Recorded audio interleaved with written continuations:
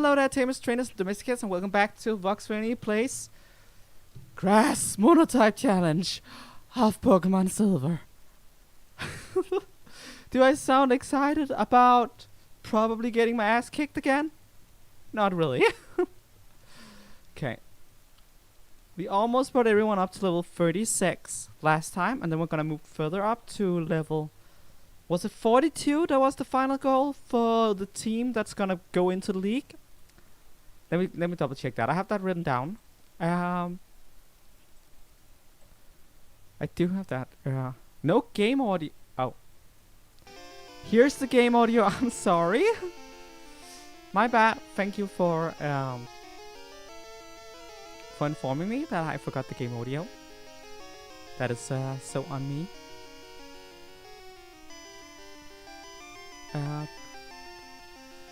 Where was those notes? Okay. So our final goal is level 42.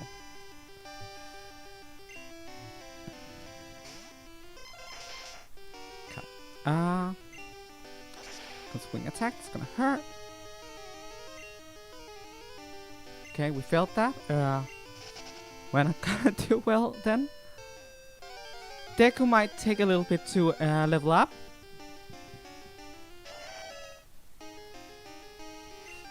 Right, we need to have the battlefield stuck in our heads at all times, otherwise it isn't a good stream.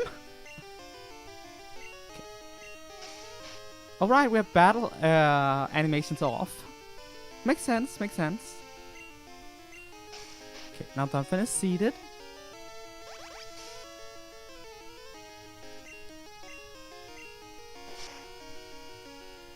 Okay, we're not dealing any damage. I am so looking forward to that grass stone or leaf stone we're gonna get at Bill's eventually. It's gonna take so long.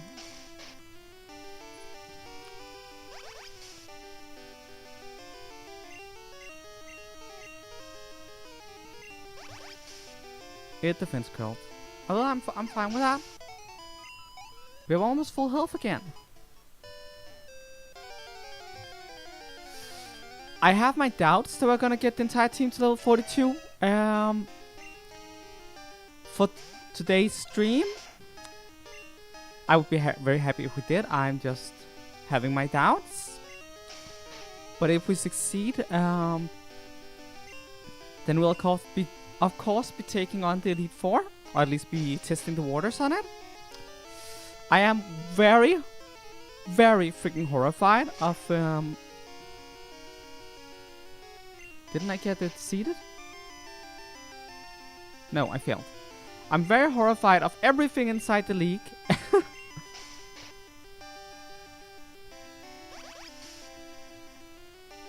I have no idea. But I know it's... oh, oops, I already used it. I know that is unique to Gold and Silver. Because Heart Gold, Soul Silver, and Crystal fixes this issue. So yeah. But Lightning Evolution Stones has messed with us a lot, because in terms of stats, we're kind of fricked. The fact that there's also only one Leaf Stone in the entire game is... Oh, which meant I have to end up choosing. And the Sunstone also only works in 2 Pokemon, so there's that. What, Graveler?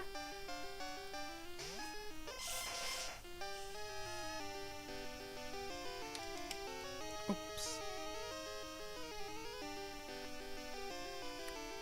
Gotta stay hydrated, as they say. Oh, that's so nice. I haven't had, like, soda in, like, a week or something like that. Oh, that's just good. Soda is nice.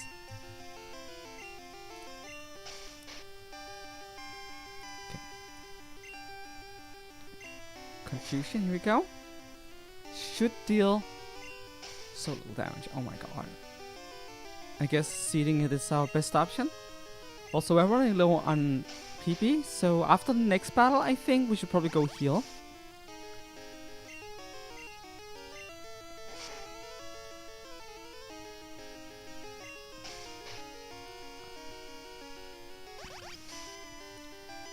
I do really love Gold and Silver. They're great games, but yeah. I wonder what other Monotype challenges could be fun to do in Gold and Silver. Yeah. Maybe we'll get a Johto remake soon. That would be really neat. Or maybe not. A Johto remake. Then again, it would probably just be butchered anyways.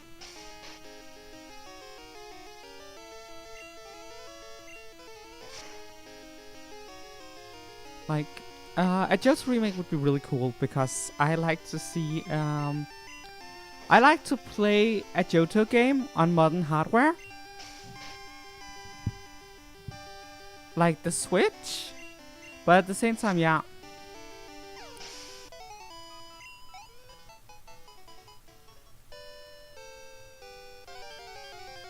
You never played Gold and Silver? Huh.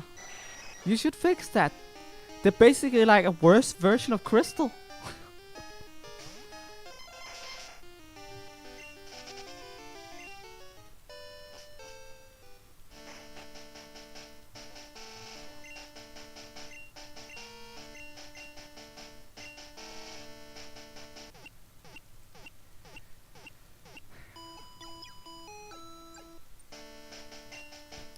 Yeah, BDSP is so butchered that you're better off playing Platinum. And I didn't like Platinum. But yeah. Oof.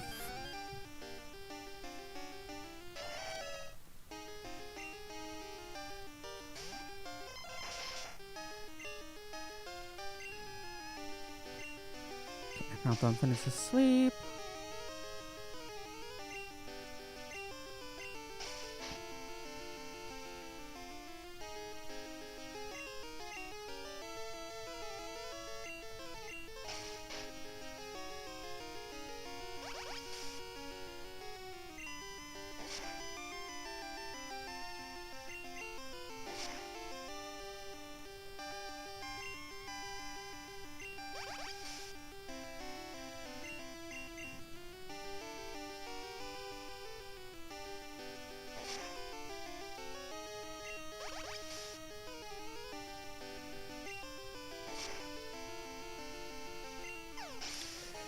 Okay.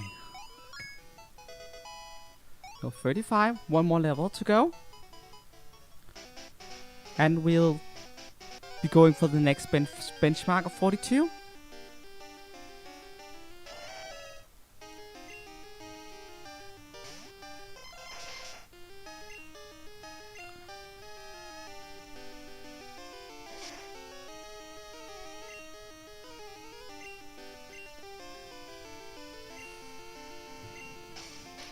So, do you guys have any idea whether or not I can take on the Elite Four? I know we've done a lot of research last time, just looking up what to expect and stuff, but I don't know. I don't feel confident at all. Let's just put it like that. Come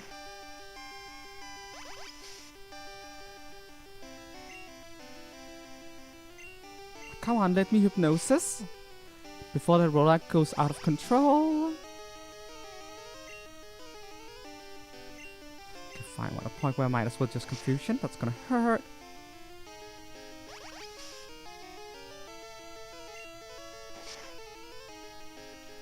Oh, come on! Is that gonna... Okay, so you finally decide to miss. Okay. That was so close.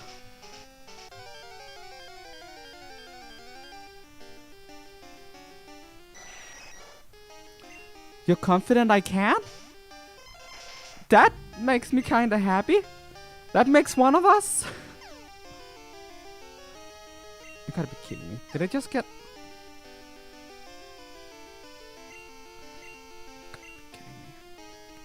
We're already confused. Do not... Okay. Come on, come on. Okay. I can't escape. Okay, we're going back to heal now. I can't escape. Okay.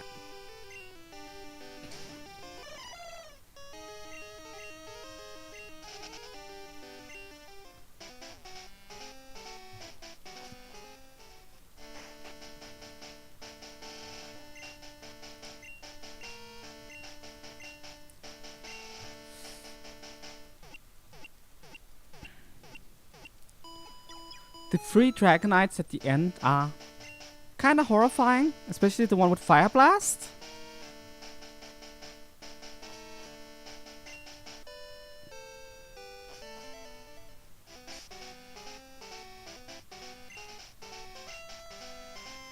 I don't know why I'm saving here.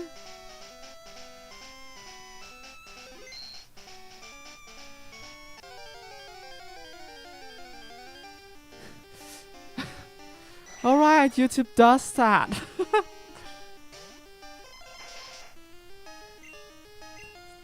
It's so silly.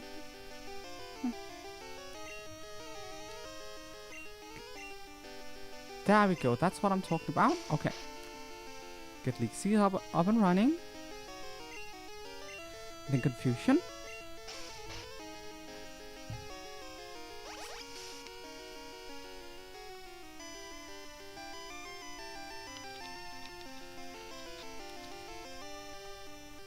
I would say one of the major problems I realized with this grass run is the speed.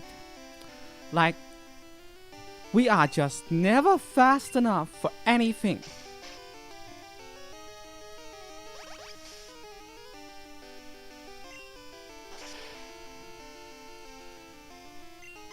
We got the gold bat. Woo! Okay, 3 or 4 more battles and we can move on to only the Elite 4 team. And I'm so unsure of what we're gonna do.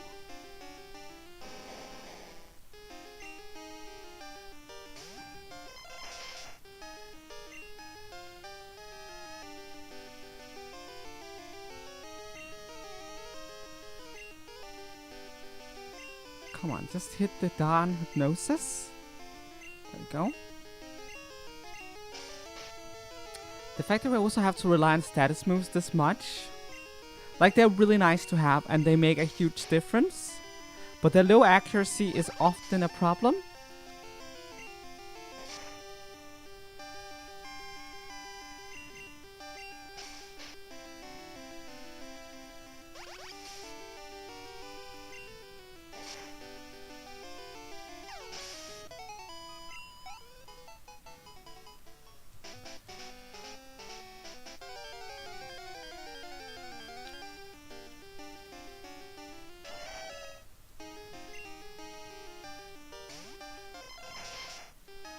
Okay, done fun.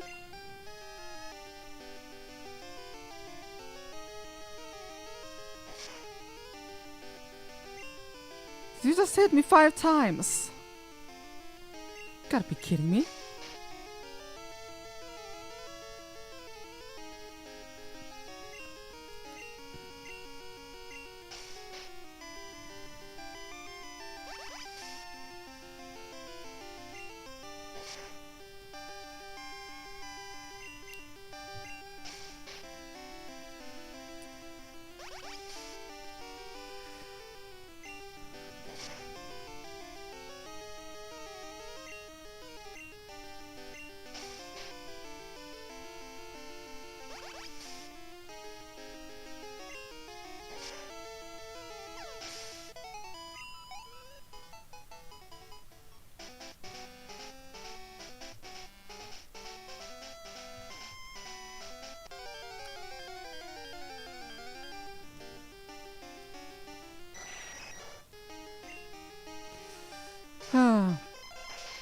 Okay, another gold bat. Ow, that's gonna hurt because it's super effective. Hypnosis hit. We're gonna seed it.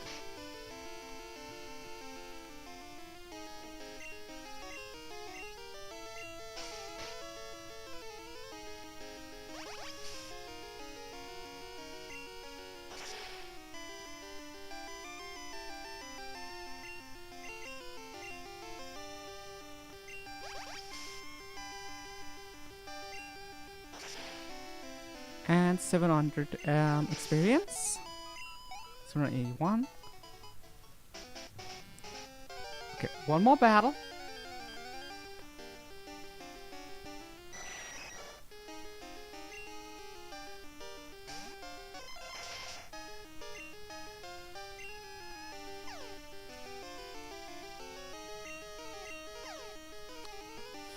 I'm not even sure fortune and vitamins would be good enough. Besides, the way stat distribution works in Pokemon, I'm pretty sure I already got the stats distribution I can get out of it, so to speak. Gotta be kidding me. Okay, I need to go back and heal again. When you're at the mercy of the RNG, I swear. Oh, hey, Donphan.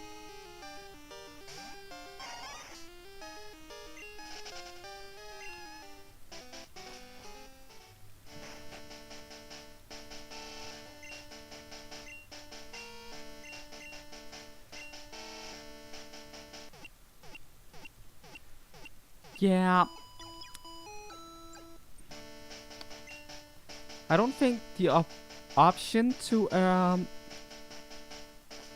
I don't think the option to... What was it again? Brain, work with me here. To lower your effort values was available before, like, at least Gen 3 or Gen 4.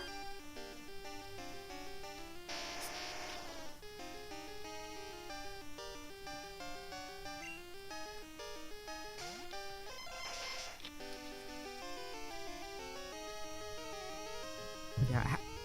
And imagine if I'd actually done that. I'm not sure how the EV system... So if they aren't called EVs and IVs in Gen 2, they're called something else. I'm not entirely sure how the system works in this generation. Okay, I have to go back and heal and come back again because of that. This is... I swear sometimes the RNG is just being a bitch.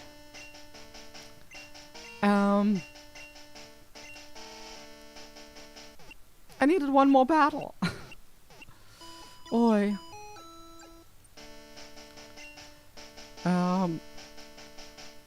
So I planned ahead like that, we'll probably have killed like 1,000,000 Pidgeys or something like that. I don't know what has speed, what gives speed in Gen 2, but yeah. It would have been wild. And I'm not sure that would have been worth it. But yeah, speed matters a lot when you're this weak to all of your opponents. Speed matters. Like, oh my god, speed matters.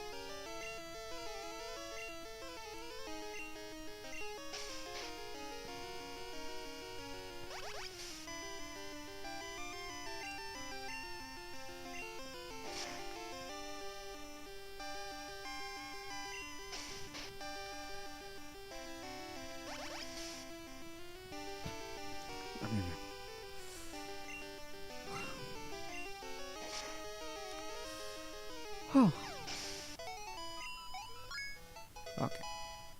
There goes now 36. Finally.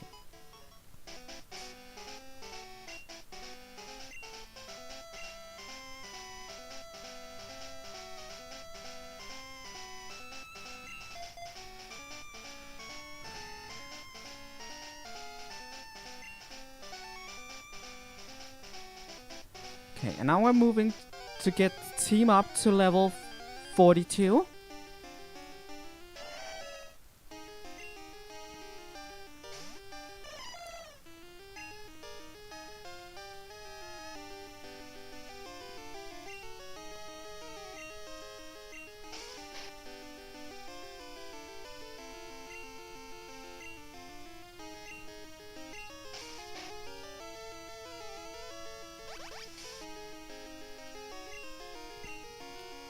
I'm not quite sure what my strategy is against Koga.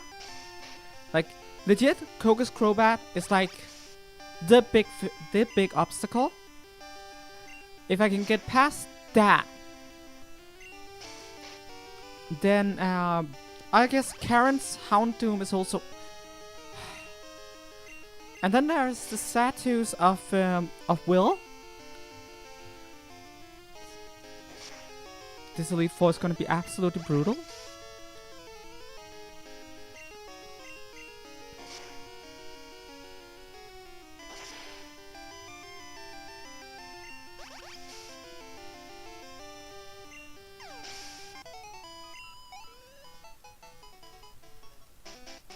I actually think I just realized what the point behind locking the old evolution stones behind post-game. By doing so, Wildplume,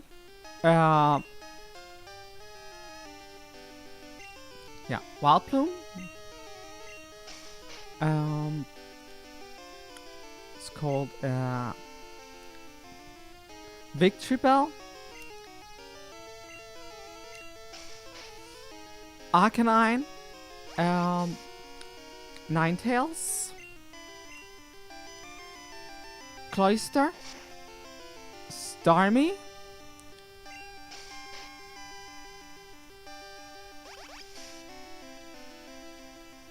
is that all of them?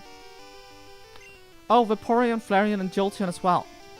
All of these gets locked to the post game, and they're all Kanto Pokemon.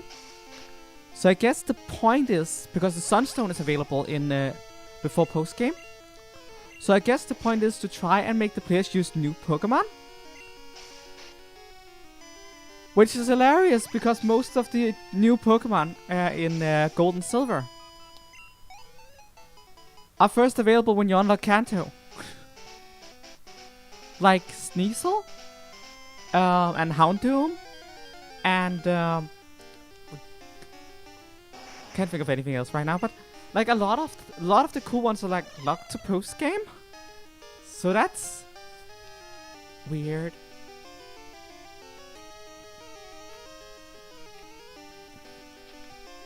I kinda wish I had access to Leafeon. Leafeon would have been such a nice addition to the team. But yeah, I don't. So...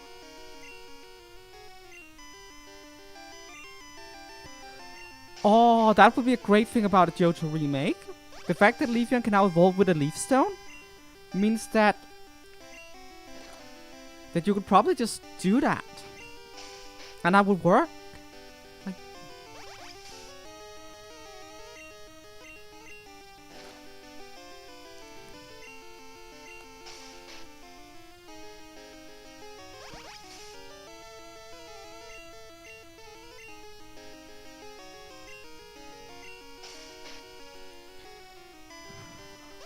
the big question about whether or not I can outspeed like Dragonite?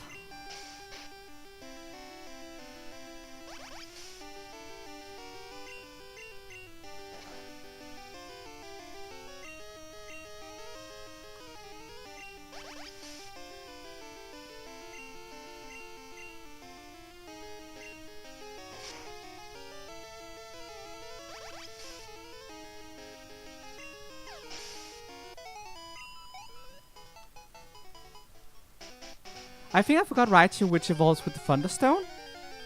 But that's also a Kanto Pokemon, so yeah. However, giving you only one stone per game, that's ridiculous.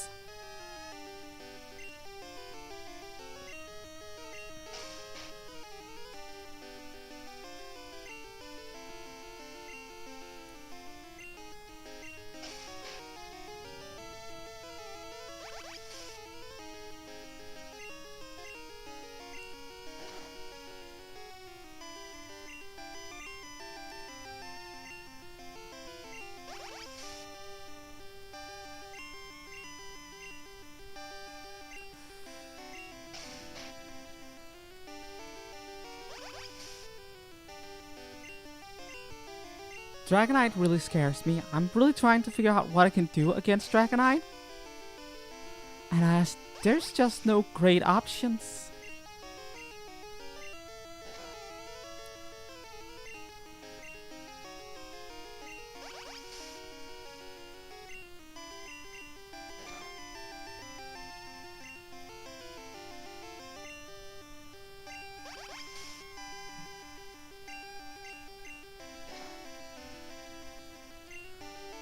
Heart gold soul silver definitely. Um,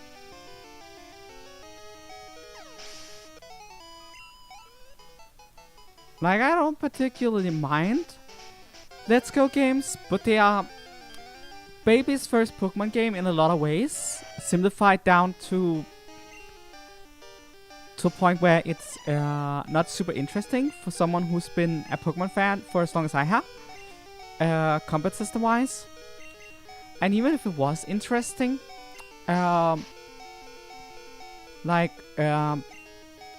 simplified way of catching mechanics and stuff like that, the way you grind and stuff, it's different in ways that doesn't appeal to how I like to play Pokemon games. For instance, I like to make Monotype challenges and stuff like that, so a situation where you can only get experience by catching so many Pokemon, and progression is type behind catching specific Pokemon and stuff like that, is kinda slows down the gameplay of a typical Monotype challenge in a way that I'm personally not for.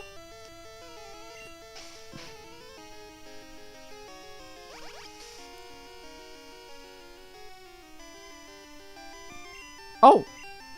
An upscaled remaster or an HD upscaled remake of Heart Gold Soul, or I guess a port? Oh my god! That's exactly what I want! That's exactly what I want! Come on Game Freak, it's free money! You don't have to do anything and then you get paid.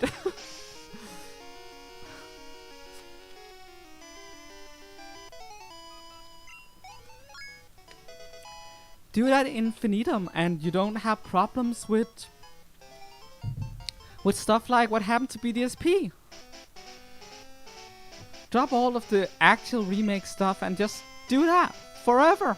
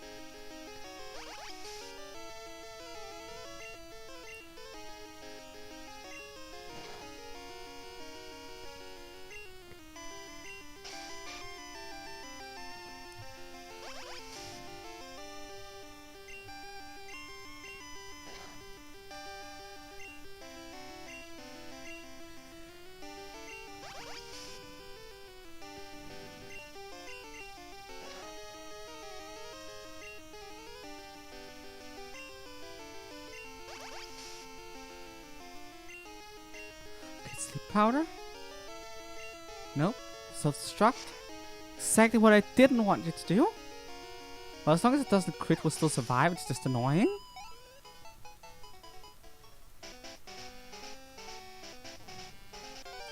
Dio's gonna carry this team throughout the Elite Four. I know that much, because Dio is our fastest Pokemon. But I'm also just heavily worried about the fact that Dio will be too high level for dealing with Jenin once we get around to it.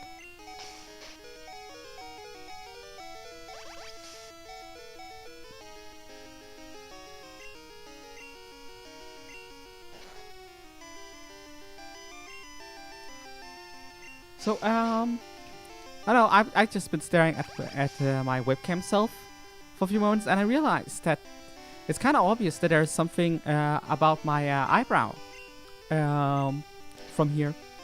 See, like this here over here is like a very normal eyebrow, maybe a bit thin in this end, so because of the light it's hard to see that there's a full eyebrow. But as you can see, I turn my head, it's relatively normal. But the other one, this one here, seems to have like around here like a little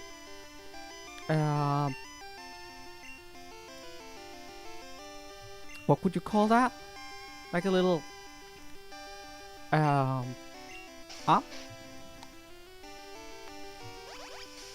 And there's actually a story behind that. It's not a long story. I was like at a family event. I think I was like 6, 7 years old, maybe younger, not very old. And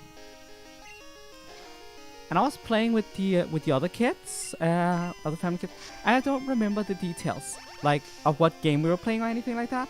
But I do remember that my head met with the corner of one of those football tables, or soccer if you're American. And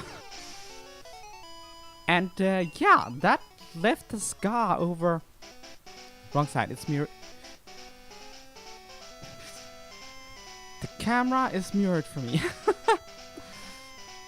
But yeah, that left a scar over my my eyebrow. I was bleeding pretty wildly that day. Like, it wasn't that deep a cut, I believe, but it was deep enough that it was like pain a little 7-year-old has never felt before. 7, 6 years old. So I was screaming and crying, and you know what kids do when they feel sharp pain. So yeah, that's why that is like that. I don't think the scar is visible anymore, but the hairs of my eyebrow does grow around that spot.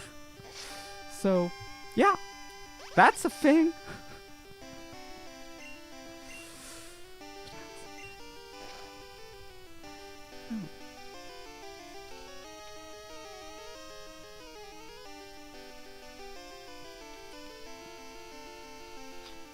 It's just a small thing. I don't think anyone but I myself notice it. Like when I look in the mirror and stuff like that. I don't even think my parents knows I have that. I don't think they ever thought about it, but yeah. Sadly, it's not a super cool story. Like, I got it in a skateboard accident or something like that. No, it's just I was playing with other children and I got my and the front of my head met with the corner of a football table, and not the upper corner, the lower corner. So just duck.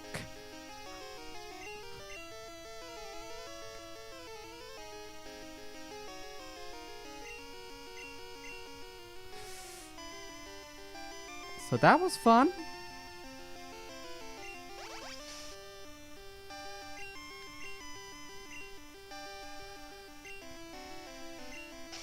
I got it in a football accident.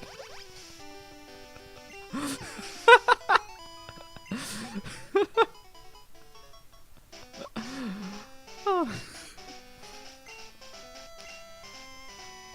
Oh.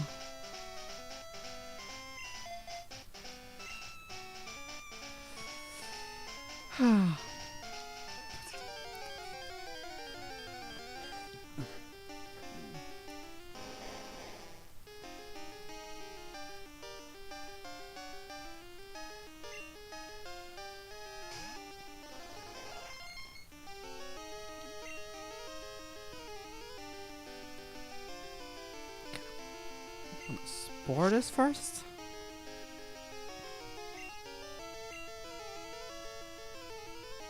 Then I'm gonna dig.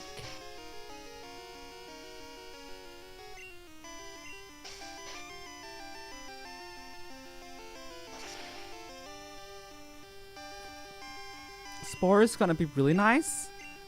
I could imagine Spore might save our ass against some of our opponents. Fungi is gonna be huge in the league.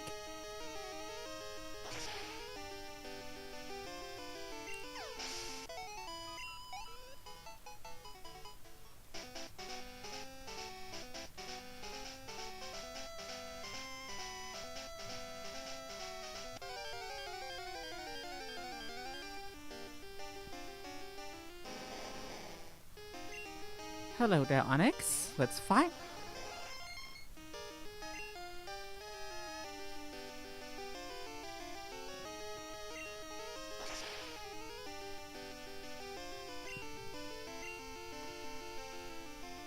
It's like, normally I easily abstract out all the pixels.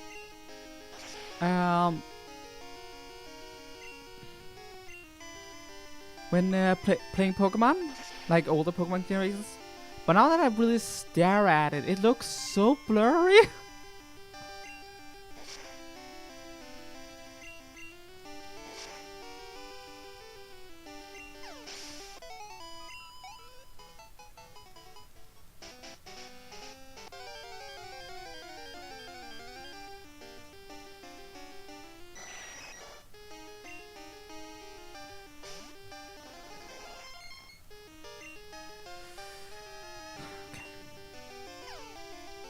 How annoying.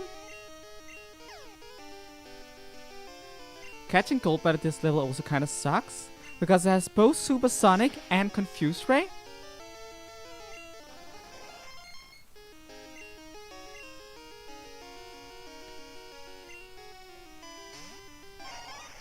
Honestly, I should probably just ignore the Golbats.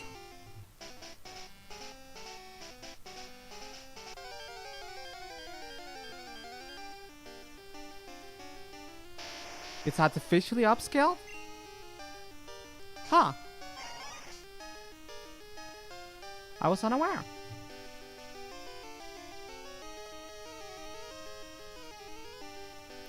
Huh.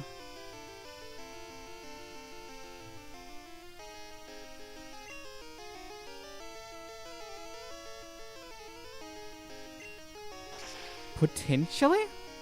I don't know.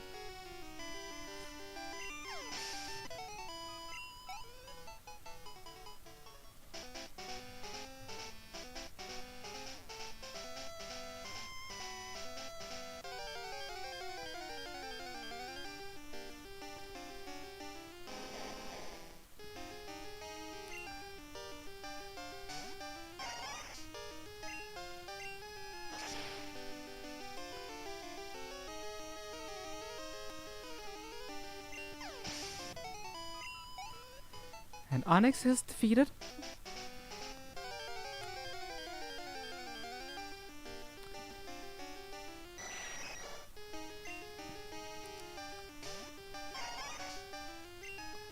Okay, don't want to fight you. You're a waste of time. You shall be welcome to play around with that if you feel like it.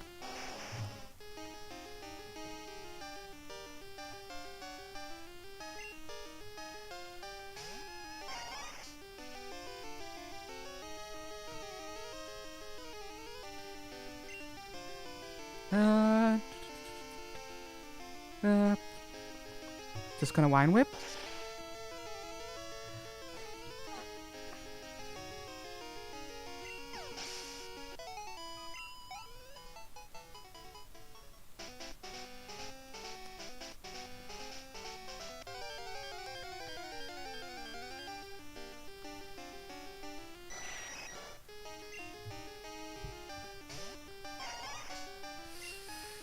Okay, another one of these. Not gonna fight it, it's a waste of our time.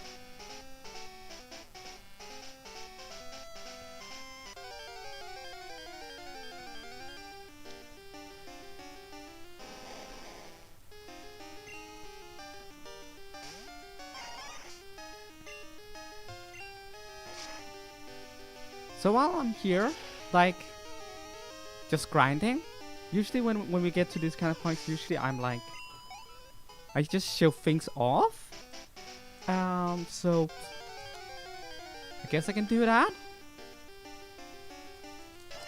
I have this. This is a pack of Terriermon Love Munch sleeves for the Digimon 2020 card game. Although they can be used with any trading card game. Although Japanese sized sleeves will probably, or Japanese sized cards might be a bit small in these. They're really, really cute. I got them from my girlfriend. She's very cute too. But yeah, I just wanted to show it off. I really like Terriermon and Lopmon. They are both adorable Digimon, and well, how do I put it? Like, I like how they're counterparts of each other, and I also like their entire evolution line. Like Wendigomon, Tsuruimon, Antilamon, Data and Virus type, Cherubimon, Virus and Data type, Rapidmon Gold, as well as Gargomon and Mega Gargomon. A lot of really cool things. I like to believe the Fujimon probably also fits into this evolutionary line, but canonically speaking, we don't know that yet. No, I have not sleeved my deck yet. So about that, I've been very busy. I have not been messing with cards like since I last saw you. It's not that I don't want to, it's just I haven't gotten around to it. So yeah. I'm also kind of waiting for some Rapidmon Gold cards to come in the mail, so I can add those to the deck. Figured I might as well do those things at the same time.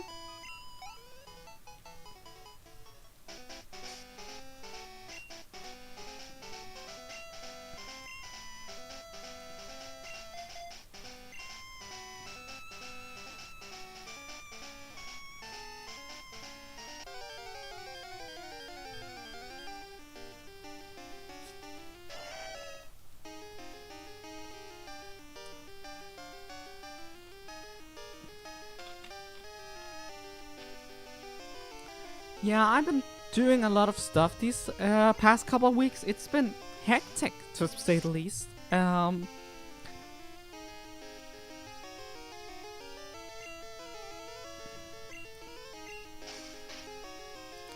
Like, I've been doing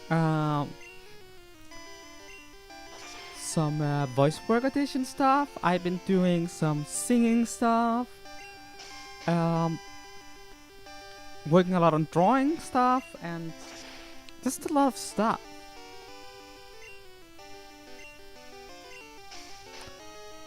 Like with the deadlines and people involved and stuff like that. It's just but now all that is kinda over. So now I can focus on my RPG, which I need to write, which also has a deadline. Pen and paper, folks. I haven't worked on my video game project in a while.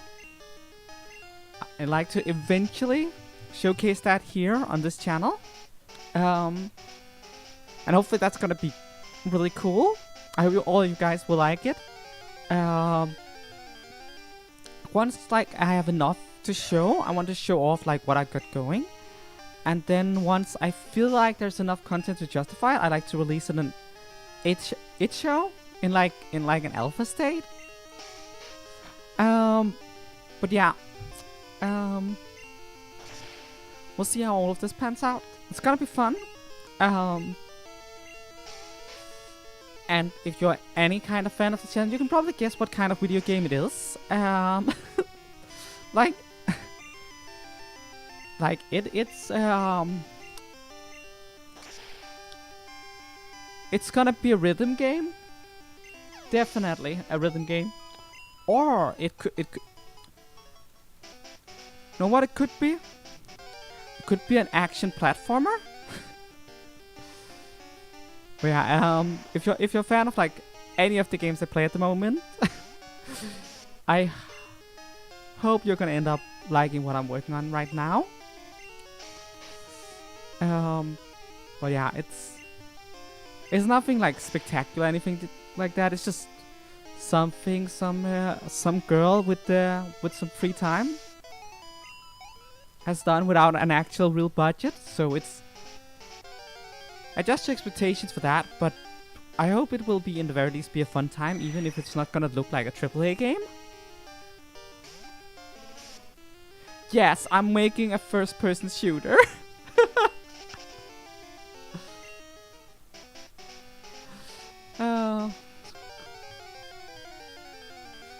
yeah, I'm making a first-person shooter. It's actually called Call of Duty.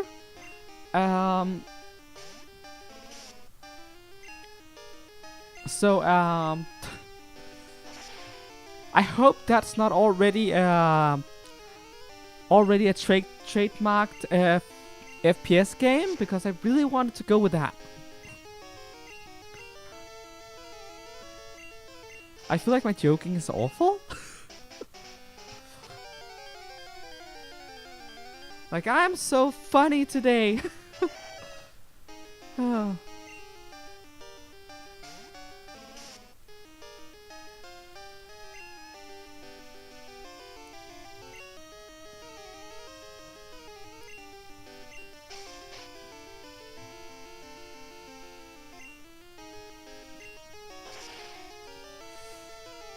Okay.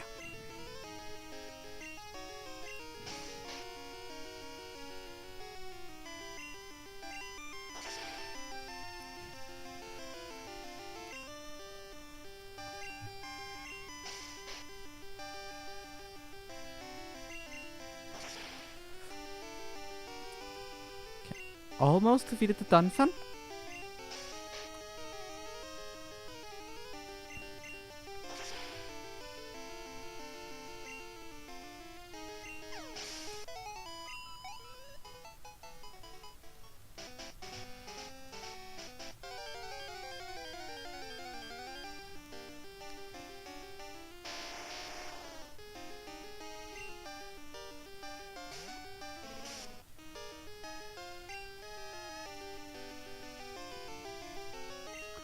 Just gonna put you to sleep so you don't suddenly self-destruct.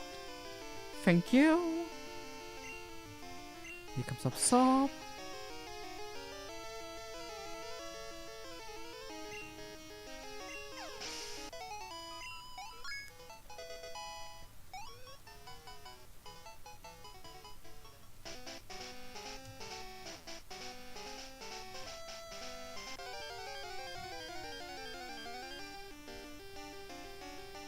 And another Graveler, of course.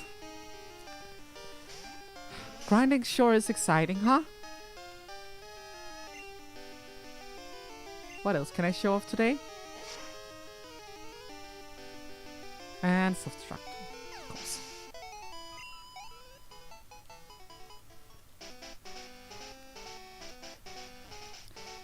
I'm glad level 42 is not that far away from 36. But yeah.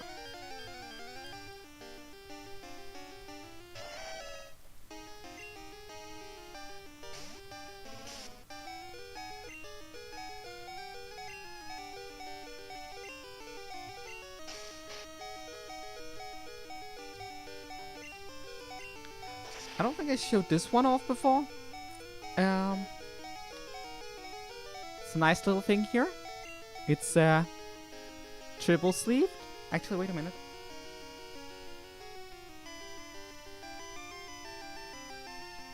It's quadruple sleeved, and it's Magus. Vanguard fans might recognize it, but it isn't just Magus. It isn't just any Magus. This is the first version of Magus as an SP rarity card. And it's the Japanese version. I don't know if that's probably too much what's called reflection to see it proper. But yeah, I've been a big Vanguard fan for many years, and I really enjoyed the card game over the years. But this here was the first SP I ever pulled. I pulled it in my first booster display ever. I bought it, I believe on eBay, and got it sent all the way from Japan. Got it imported, and I opened up while Vanguard still was in its infancy, like before it had an English edition. You can't tell what it is?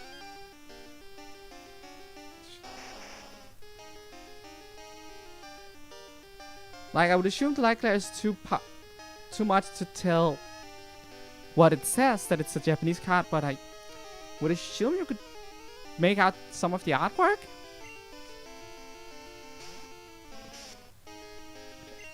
not only that, but yeah, Oracle Phoenix was also the first Vanguard deck that I had any interest in. Until Pale Moon and Bermuda Triangle became a thing. And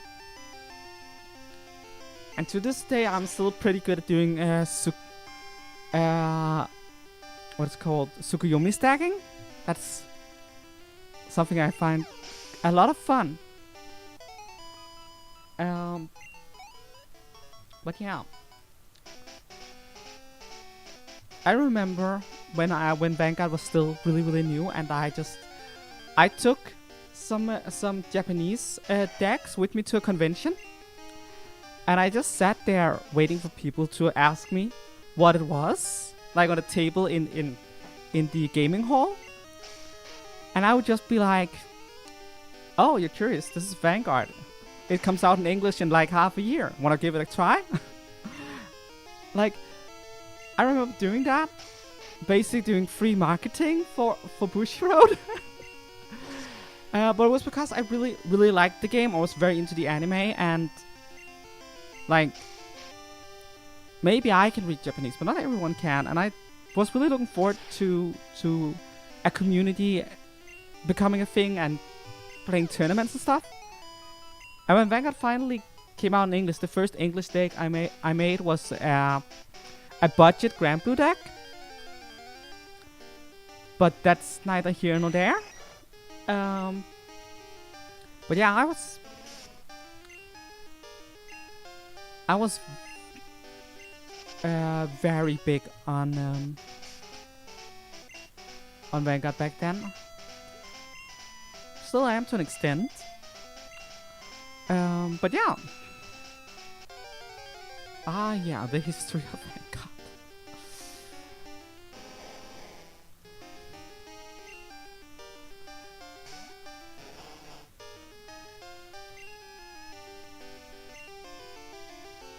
What? That you were around for me playing Vanguard in a gamer hall with Japanese cards? I mean, that's not a specific thing to find fun.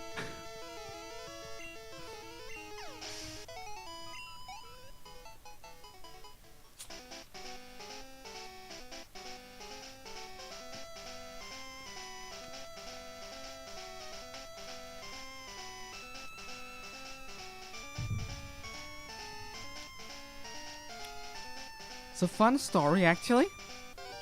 I'm really bad at typing on my phone.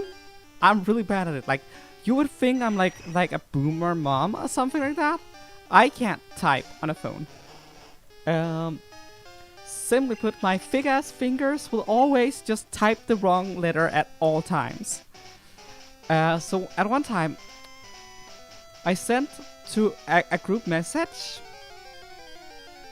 to the people I work with to tell them, hey, I'm stuck at a train station in the middle of the night and I might not make it to my shift next morning, or the next day. And then I ended up checking into a hotel because I couldn't get home. And the next morning, no one had replied to it, but also it was absolute gibberish. I must have been so tired that I didn't notice that I typed wrong, but I had typed very wrong. It was absolute gibberish, and everyone thought I had been drunk as hell the day before. And I don't drink, period. But it was just like they looked at that, was like, you must have been very drunk. And like my friends all know that I'm the type who doesn't drink. I go to parties and I don't drink. Actually, I had an acquaintance one asked me like, why are you at this party if you don't drink? I was just like, because I like socializing, and because it's fun to watch people who are drunk. Unless they start throwing up, then it stops being fun. But yeah. I'm pretty sure whenever I explained any of my coworkers after that, like, I wasn't drunk, they would always be like, they would always be like, oh, you weren't. But I'm pretty sure they were all like thinking, sure, you weren't drunk. But yeah.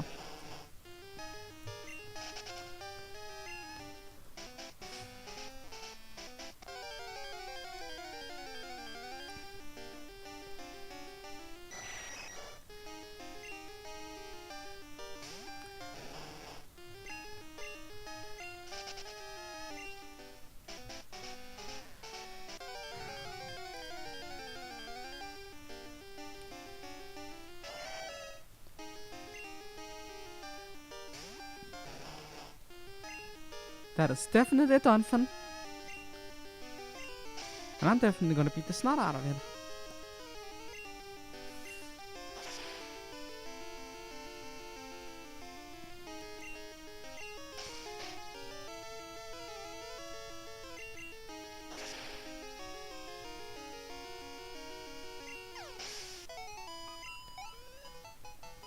Okay.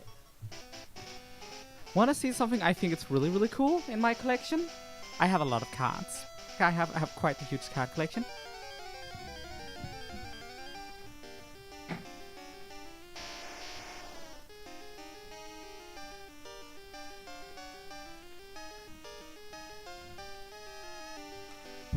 That was not easily within reach, by the way.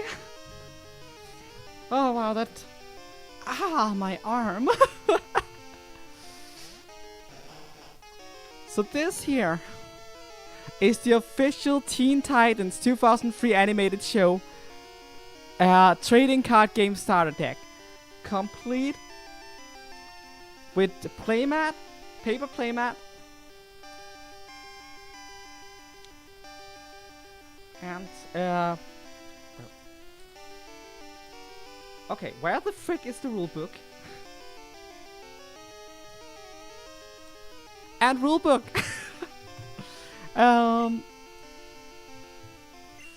It's like it's actually, I read all the rules. I know how to play this game. It's interesting. I'm not sure if it's like super fun, but it's very interesting. It's different. Complete with price tag still on it. Yeah, there's a price tag on it. But luckily the price tag is actually not on the box. It's on the plastic wrap around the box. That I can't seem to get off right now. But also I think it's better with the plastic wrap up. It on it probably protects it a little bit.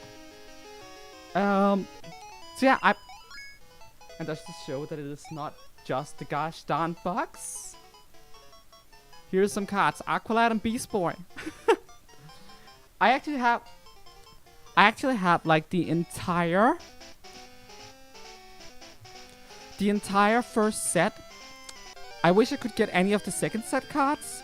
They were printed very limited and they're super rare and very expensive. But I would really love to get my hands on that because like I like collect these kinds of things. I'm a very huge Teen Titans fan. Like I love Teen Titans. It's like one of my favorite. No, it is my absolute favorite take on superheroes. Like you combine the action adventures of superheroes with the drama of teenagers living together, and that just works. Like it's a really great combination of different types of storytelling, or different types of drama and action and stuff like that, and it balances each other out very well. So yeah, I'm really love Teen Titans. I am a bit of a comic book scrub.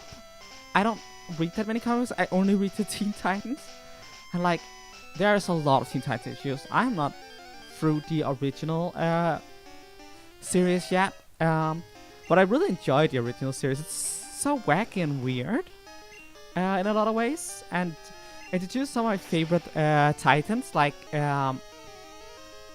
Don Malcolm, who doesn't have any superpowers, and Lilith Clay, who's like a psychic. Very fun characters. I've been reading a little bit of the reboot Titans, specifically the story about the Weather Wizard, which was also the original story about the Weather Wizard was the one that introduced the Teen Titans to the world back in the 60s, if I remember correctly. Like, I have some. I also read like the stories that introduced Duella Dent, and I love her to pieces. She is probably my favorite Joker-related character. And that's saying a lot because Harley Quinn still exists. Like Harley Quinn she is a lot of fun, but I definitely prefer Duella Dent. the original one. There are two versions of Duellident. There's the New 52 version that is like the one that's currently running around, and there's the 60s version that died during Countdown. And it's the 60s version that I'm a fan of. The new one is way too edgy and not very well written. Which is just such a shame because, again, I'm a really big fan of the original Duellident. Like, I saw her fight Robin on, like, various different occasions, dressing up like she was the daughter of various different villains. And it was just fun to see her be Catgirl and Scarecrow and stuff like that. There's actually a really nice homage to Duellident in the Teen Titans Go comic books. Not to be confused with the Teen Titans Go comic books. Okay, I might need to explain that. So Teen Titans 2003 animated had a comic book series that was released around the same time as the animated show ran, like as a tie-in comic called Teen Titans Go, which was like stories about the 2003 proper Teen Titans that didn't make the animated show, essentially. And these comic books actually ran until a considerable amount of time after the 5th season aired, which means there are a lot of stories that just straight up takes place after the infamous episode Things Change. Like, there is even an episode where Tara Markov's brother, Geoforce, who you may know if you have watched the Young Justice show, he was introduced in season 3 of that show. But he's a long-standing comic book character that has been related to Tara. He arrives and he's like, "Where is my sister?" And all Beast Boy all the Titans can do is tell him the story of what happened and how she died and how she may be this girl who goes to a high school over here. It's interesting. It's fun. They also do the Fearsome Five, which, like, they already did the Fearsome Five in the animated show. You know, the High Five is like loosely based on the Fearsome Five. Or not the... Yeah, the Fearsome Five. But then they also literally do the Fearsome Five in the comics. At some point, which is led by Simon and Dr. Light, I believe. Interestingly. There's also a chapter introducing the villain Phobia to the Overlord. And they also do Ravager. Oh, Ravager. The daughter of Deathstroke. Or as you probably... If you have watched the TV show, you probably know him as Slade. So yeah, Slade's daughter is in those comics. So that's all a lot of fun. So yeah, the Teen Titans Go comics from tie-in comics from the original Teen Titans proper show are really good supplementary material to that. Actually, it even has an issue that actually features Wonder Girl instead of just having her as a background cameo for the final season of the show, which is nice. Like, you know how there's like there were copyright issues with the Wonder Woman brand at the time, so that made it really hard to get Wonder Woman to be in anything or even related characters. So that's why Wonder Girl did not appear proper in the Teen Titans animated, even though they really wanted her to. And the reason they really wanted her to is because she was one of the 5 original Teen Titans. Like, there were 3 founding members: Kid Flash, Robin, and Aqualad. Speedy and Wonder Girl were added to that mix once the Teen Titans issues became a thing in the 60s, with Speedy being a guest character first, but eventually replacing Aqualad. People speculate that that's because Aqualad's water powers was hard to figure out what to use for in every issue, so it was easier to use Speedy. So yeah, the original Teen Titans issues only had 4 members, and they swapped Aqualad for Speedy. But yeah, those were like the 5 original Titans, which is like a neat contrast to like the 5 new Titans, which is Robin, Beast Boy, Raven, Cyborg, which were inspired by the Marv Wolf comic books, the new Teen Titans. um, which had all these 5 characters, and Kid Flash and Donna Troy, the Wonder Girl, in it as well. But Wonder Girl and Kid Flash was decided to not be part of the Teen Titans show, so they only stuck with Robin as the leader, and then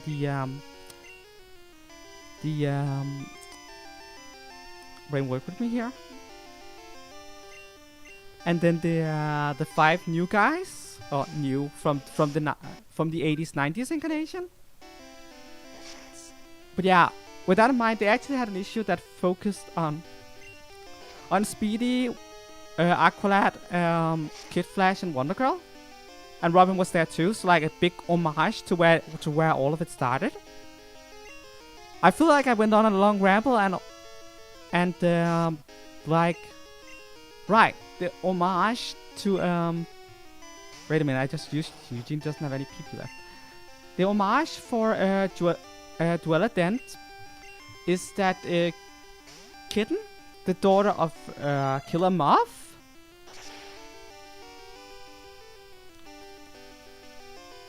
but you gotta be kidding me,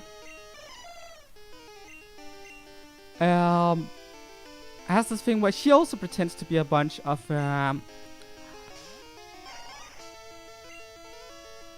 antagonists from a bunch of antagonist daughters, in an attempt to mess with Robin. And in that story, Robin actually does consider, while he's looking over the methods used and stuff like that, he does speculate that it might be Duella Dent who's up to her old tricks, kinda implying that Duella Dent does exist in Teen Titans 2003 universe, and that Robin must have fought her at some point, probably before the Teen Titans were formed, if I had to make a guess. But yeah, that's interesting, and a nice little, as I said, homage. And I would probably have preferred if the antagonist for that story wasn't Kitten, but had been Duella Dent. But hey, what can you do, right?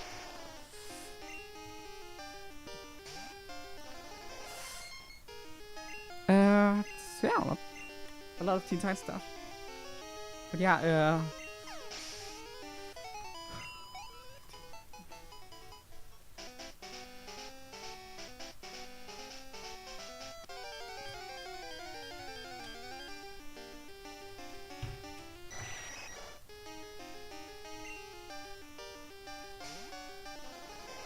I also love the art style that's used for a lot of these cards. If they aren't screenshots, they are like used in the same art style that was used for the tie-in comics, which is really cool.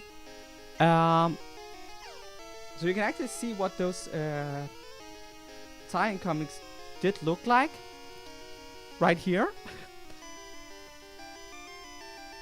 It looks kind of like the animated, but it's kind of different by Little Smidge. Oh, that's an excellent question, and I have actually thought about this before, and now I'm like drawing a blank, so that's beautiful. But yeah, which Pokemon would each of them be? That is quite the question. But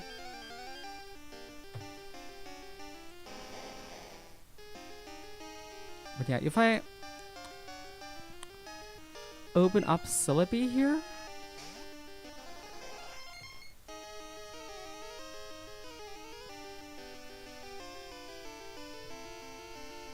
and that is a really good question. Like, if we start looking at dark types, because I feel like Robin would probably be a dark type. Either that or a fighting type. Fighting type might also be it.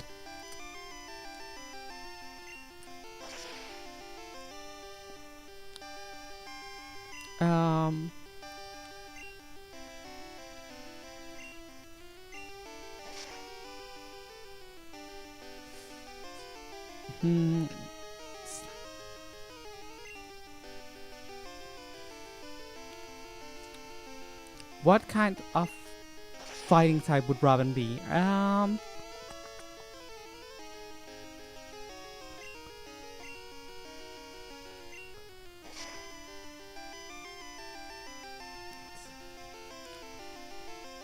A tough question I have been asked.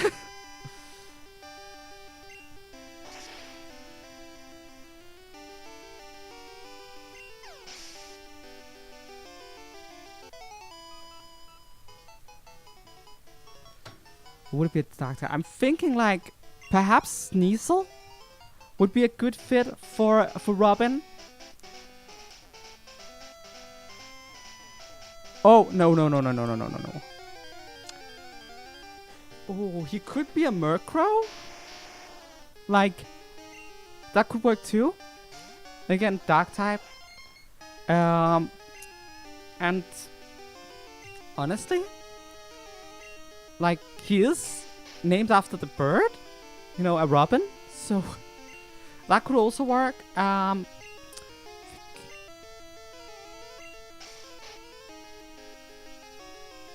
So yeah, Riolu or Lucario also kind of works, which is also like steel fighting, which kind of falls into how Robin uses tools. I think that there's a lot of things you could do with Robin. Cyborg would have to be a steel type of some sort, though. Like, would have to be a steel type.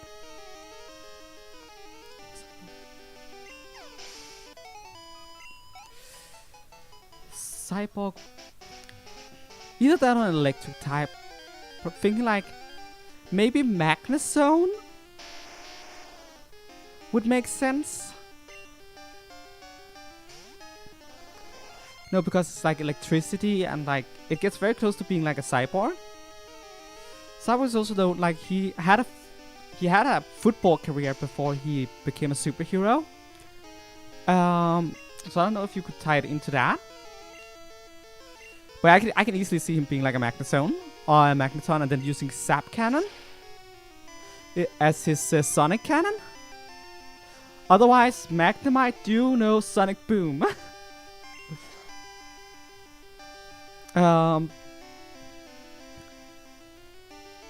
Raven would have to be Psychic. Like, there's just no two ways about it. She would have to be Psychic.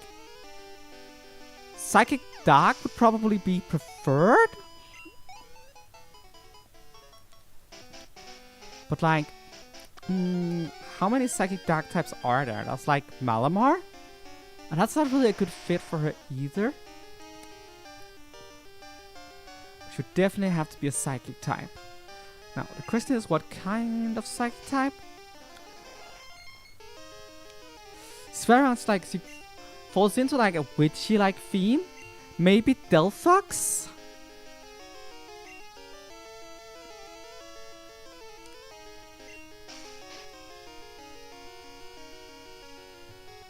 Like, or Miss Magius? Actually, Miss Magius, oh my god. That's not a Psychic type, that's a Ghost type. But that design is very Raven. So I would probably go with Miss Magius. Beast Boy is interesting. Like if I was lazy, I would just say Ditto. But I'm thinking like a Zoroark could work for Beast Boy.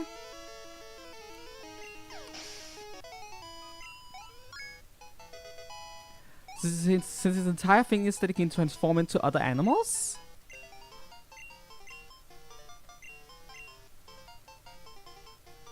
Oh my god, we got Slash. Oh my god, we got Slash. But yeah, Zoroark is probably the best option for Beast Boy. Otherwise, we would have to pick like a grass type that is also kind of like an animal. There's a lot of those, like Turtwig or the like. But I really think Zoroark really works because of the whole illusion ability, where it can look like a different Pokemon. So that leaves us in terms of the 5 from the 2003 show. In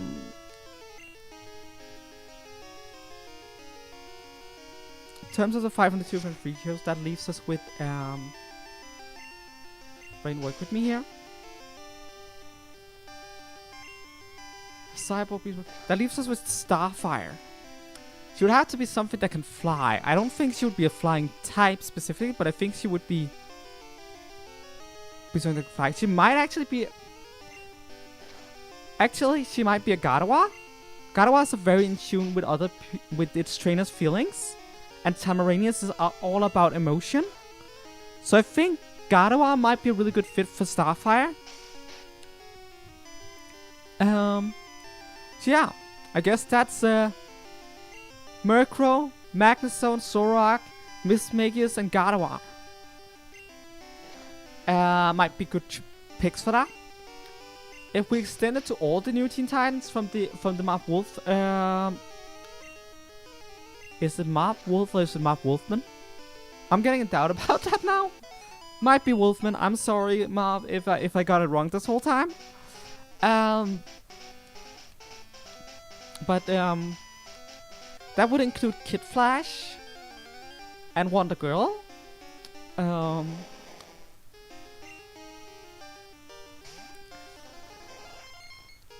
Wonder Girl is like an Amazonian warrior. So like, probably a fighting type of some sort.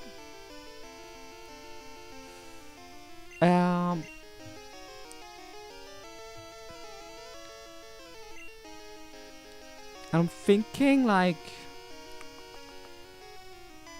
maybe Riolu, because Riolu has those, because Lucario has those metal parts going with it. So it kind of falls into like those armbands that the Wonder family is known for to, you know,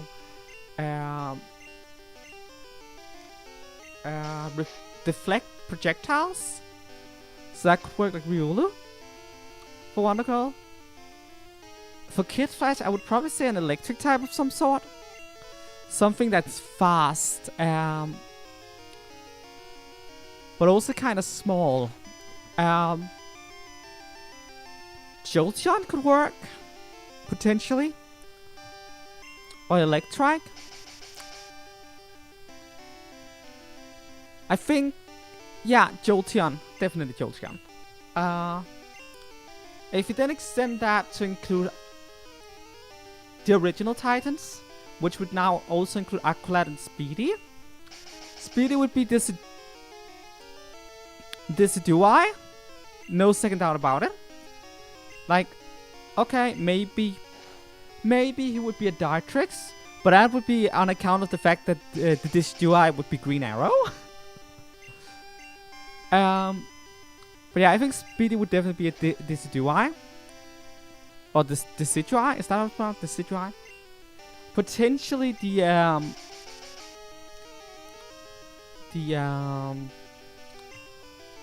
Hisuian version, which is red, fitting with the red arrows looks. Either that or he would be a shiny Decidueye. Decidueye. However you pronounce it, doesn't really matter.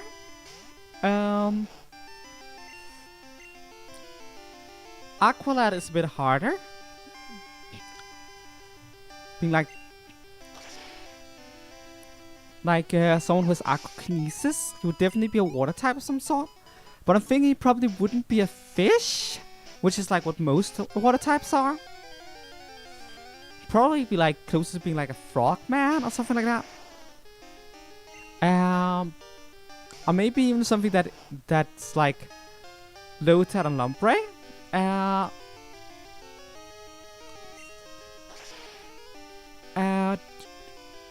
thinking, looking for everything.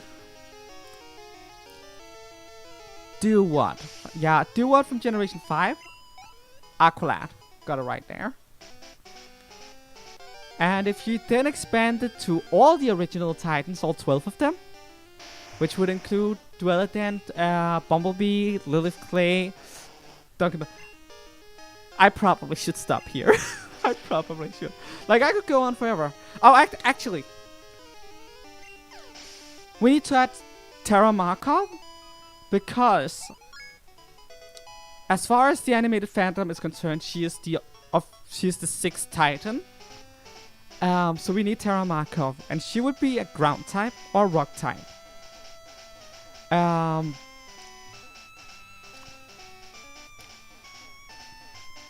The question is just which ground type or rock type? Okay, so looking at the ground types here, there's not a lot of great ones to choose from in terms of like, I'm thinking like a feminine ground type or feminine rock type would work really well for Terra.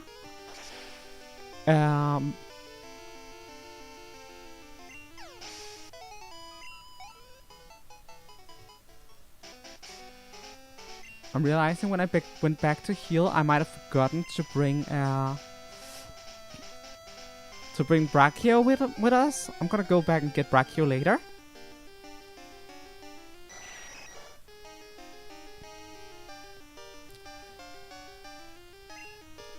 So yeah.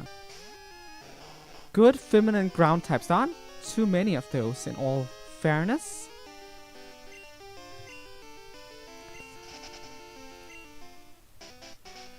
She's not need a queen.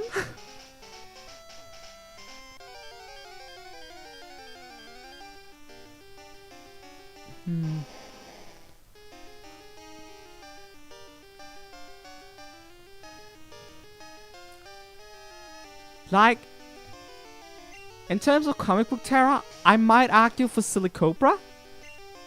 Because comic book Terra is a two-faced bitch who deserved to die the way she did. She was awful and manipulative, and I absolutely adore the character. But the animated counterpart would not be like a snake. Should not be she is like Tara Markov in the comics is like a cautionary tale about how you shouldn't trust people just because they say they're heroes. She came out at a time where people still, like, in comics very much just trusted the fact that if you said something was a hero, that was the good guy. And if you said someone was the villain, that was the bad guy. And that was the point of Terra. She was supposed to, like, give readers, like, a wake-up call that says, like, just because someone, wake-up call, and also, like, what is it called? Subversion of tropes at a time by saying, we called this character hero, but that's not what she is at all. She's a villain. She's a villain pretending to be a hero. Terra in the animated show is very different in that she's a tragedy. She's not per se a hero. She tries to be a hero, but she's ultimately the villain of the season 2 arc of the Teen Titans animated.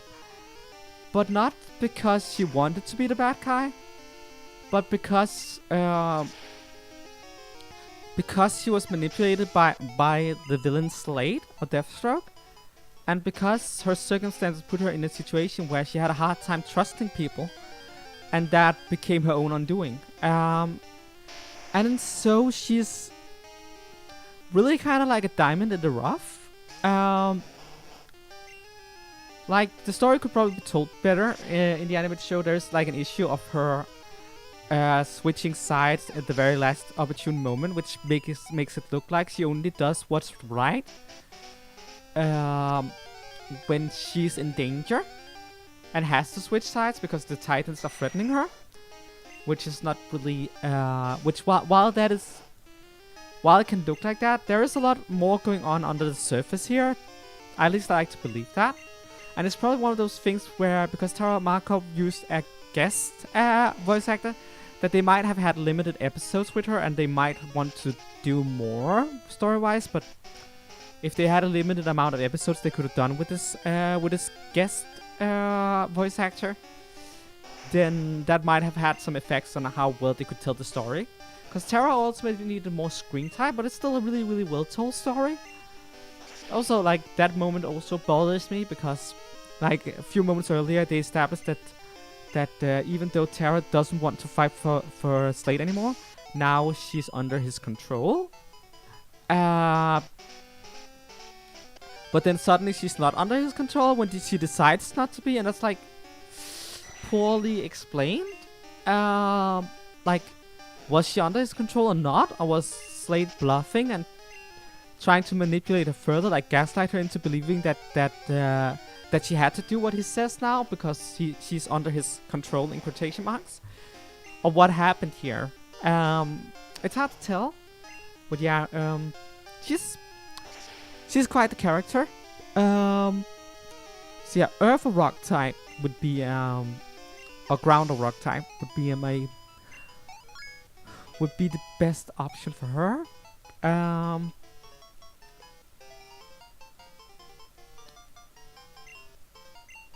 Ooh, Slam. It's gonna be nice to have. Gonna have that instead of Wind Whip. versus Mega Drain has the same amount of power.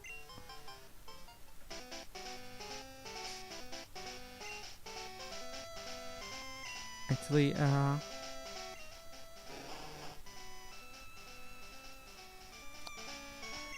Eugene is doing really well leveling wise already.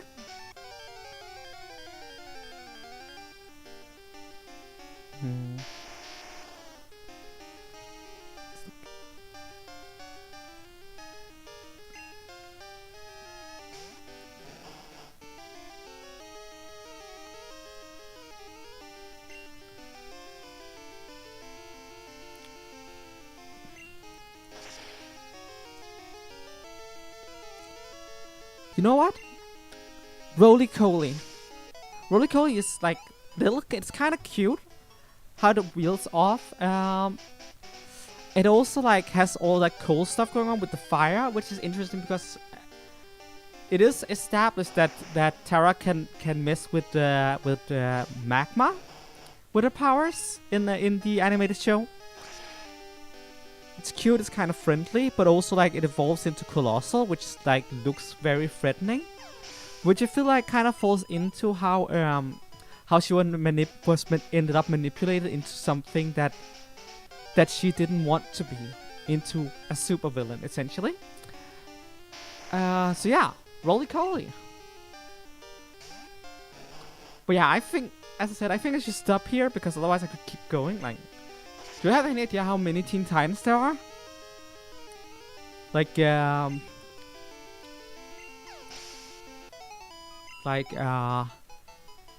Marcyman, Thunder, Lightning, Geoforce? I guess he's a Young Justice member. Robin, Red Robin, what put my brain here? Red Hood, Nightwing,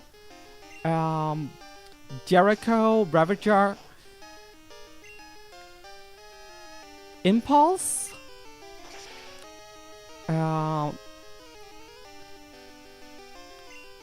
Cassie Sandsmark, the other Wonder Girl, there's Superboy, there is the second Terra Markov, who may or may not be the original Terra Markov, or may be a clone, or be from the future, or something. Comic books, am I right? Danny Chase. Oh, Danny Chase is my favorite Titan. Okay, let's do Danny too, just because he's my favorite Titan. So, for those of you who don't know, Danny Chase was invented for the new Teen Titans comic book. He was supposed to be like, he's designed to be like this cocky brat of a character. He's so confident. He feels like he's better than everyone else, and he's kind of all over the place emotionally. But the idea was that they would write a character like this and then have him develop into a proper hero over time. He was also the youngest of the Titans at the time. Readers loathed him like hell. Like, they couldn't take his brass attitude. And so he got written out of the comic books like multiple times until they killed him.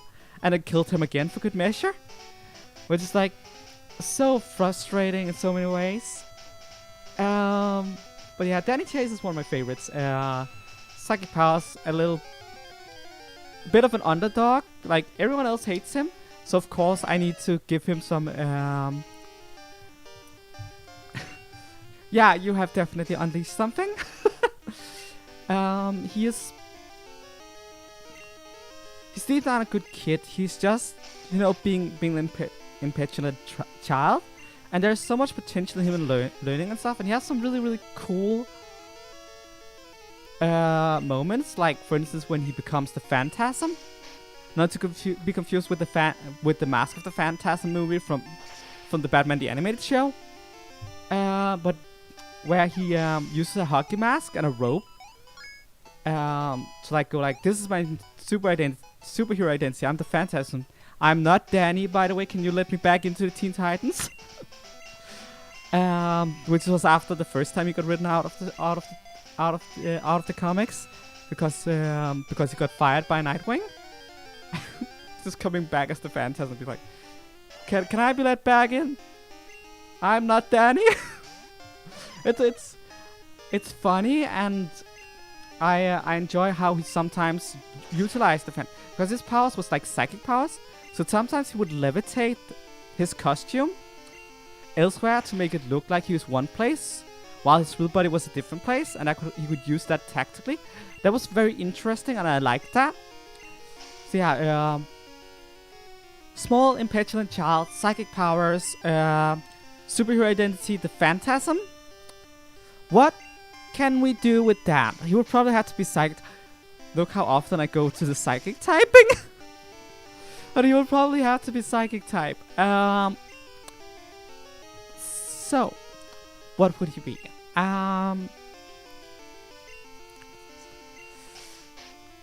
What would he be? He's young, he's inexperienced, he's full of flaws.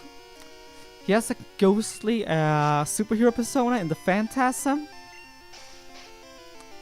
So what would that be?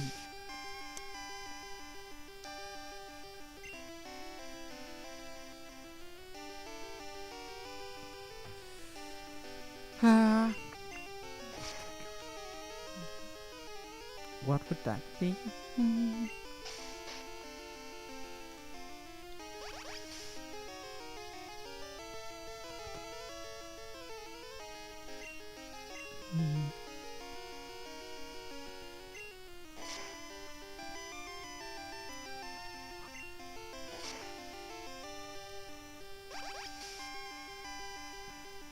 Maybe it would be like a Chimeco? Like, could be Chimeco. Could also make him fairy type, I guess.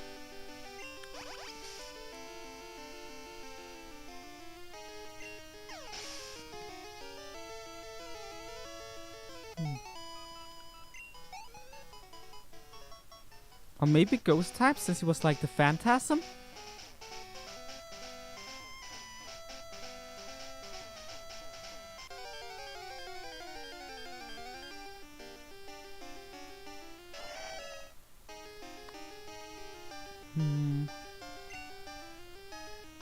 This one is tough. This one is tough. Mimikyu! He would be a Mimikyu. Oh my god. Think about it. Mimikyu is fairy type, which means it has like fairy-like powers, which might fall into like the psychic thing. And Mimikyu also hides who they really are underneath like a costume that they also use as a decoy. Oh my god, he's Mimikyu. And I'm so satisfied with that. Danny chases Mimikyu. Okay. I think I'm done now, because now we covered the original Teen Titans, the animated Teen Titans, we covered my favorite Teen Titan, and we covered Terra Markov. So that's everyone that it makes sense to cover, I think. Unless we want to do a little play. Omen. Like, she is considered like the 6th original Titan as far as Rebirth is concerned. So we could do Omen.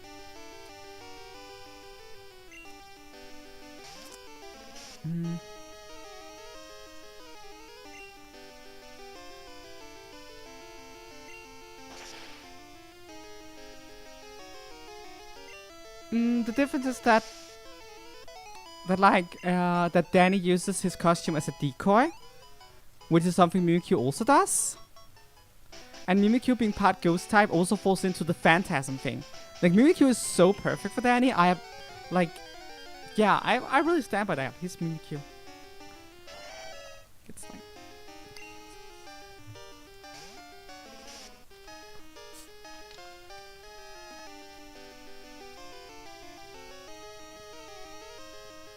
and here's also another really great thing. Like, Mimikyu uses a Pikachu costume because Pikachu is popular and Mimikyu wants to be popular.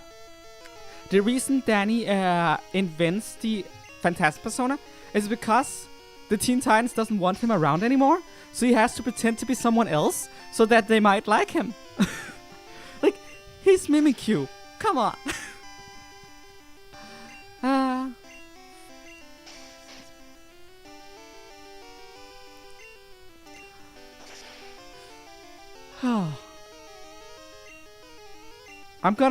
whenever I'm gonna play Pokemon from now on, if I ever catch a Mimikyu on screen again, I'm just gonna name it Danny. I'm not gonna explain why. I'm just gonna name it Danny.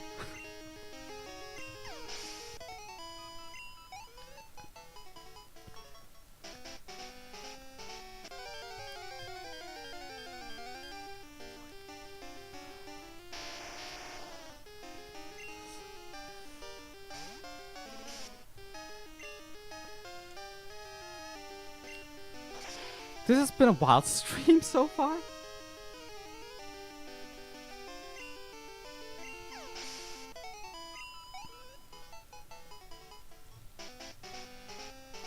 I wonder if there is Teen Titans card game tabletop simulator mod. Maybe I should make one. Like, I have all the cards, so I could easily scan them in. Like, I know that that's like not super cool,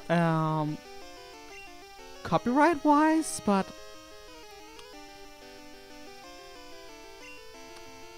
like I'm thinking, like the game is kind of interesting. I don't think it's like one of those things where it's like it would be worth it to make an entire tournament-based scene around it. But like in the name of game preservation, maybe I should make it so that there is an online variant that people can try out. Since the game died really quickly, so most people don't know about it. It's mostly collectors that want these cards these days, and it can be quite expensive to get your hands on them. So I'm thinking, maybe that would be good. Then again, I don't want to fight with Warner Brothers. I definitely don't want to fight with Warner Brothers. So, yeah, probably not. Probably not.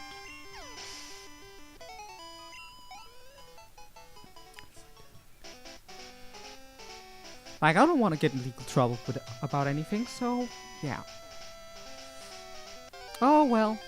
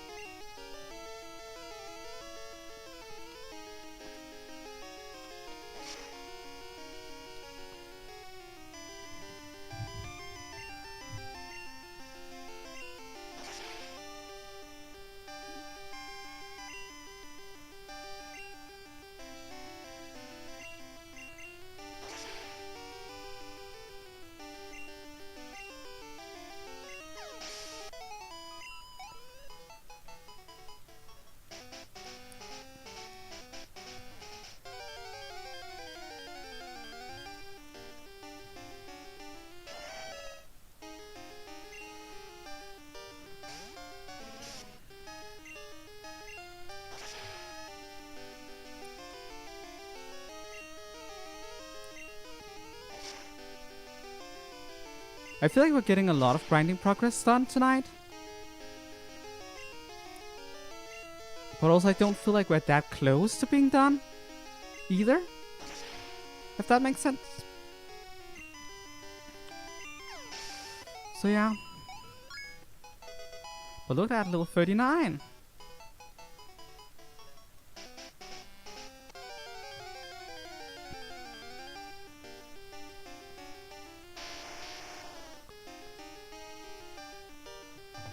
But yeah, there's more than 60 different Teen Titans characters in total. Possibly more depending on how you count adjacent stuff like Young Justice and the like. So yeah.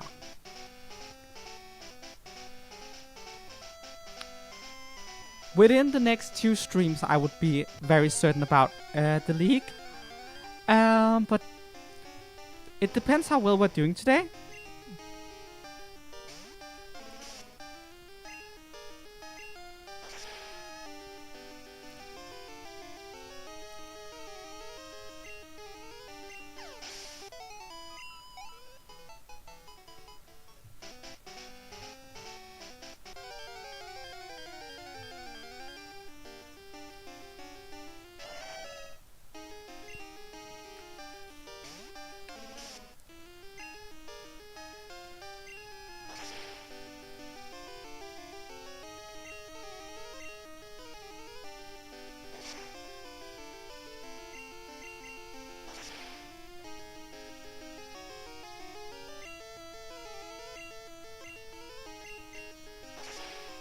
Can't go stun them.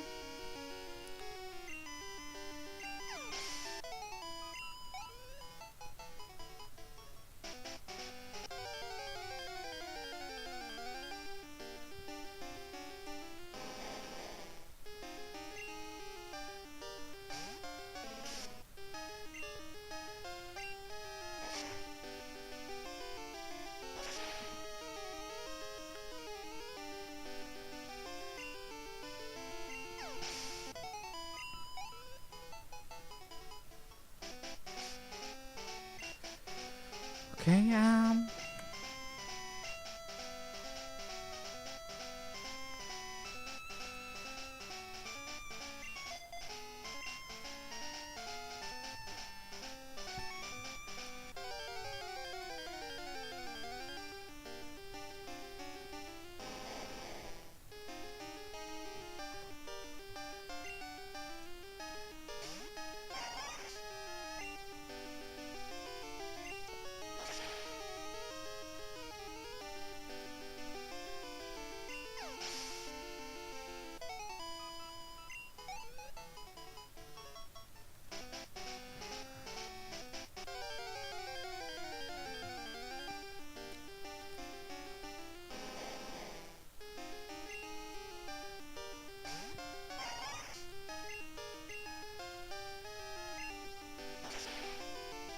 I wonder what to do about Scarlet and Violet.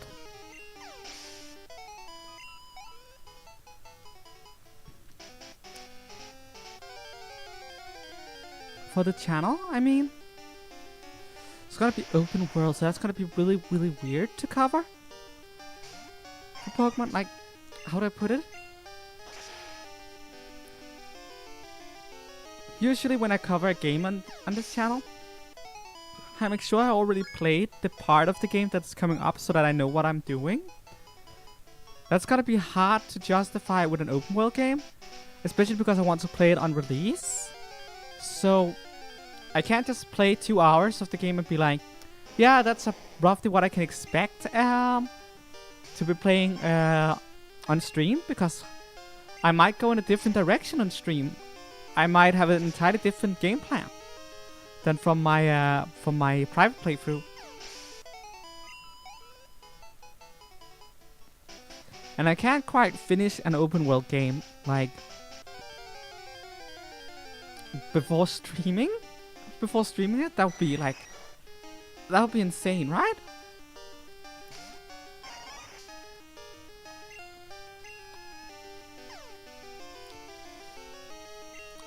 But since I know, Maddie, you're gonna do Violet, so I'm probably gonna do Scarlet.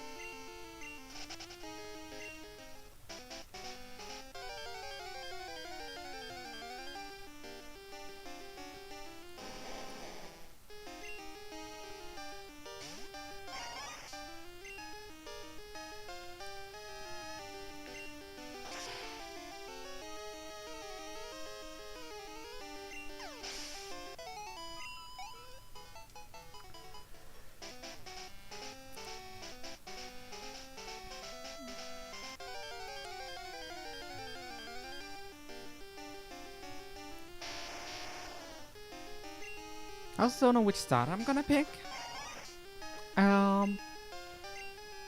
Could be the cat, could be the duck, could be the crocodile.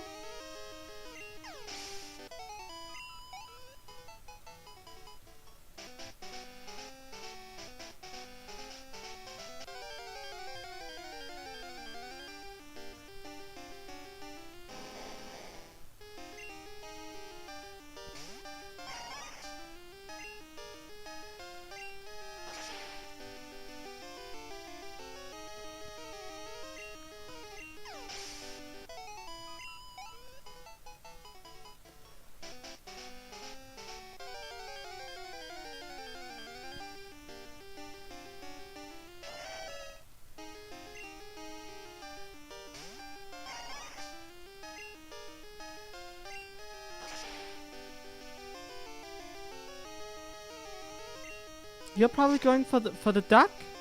In that case, I might do the crocodile. We'll see.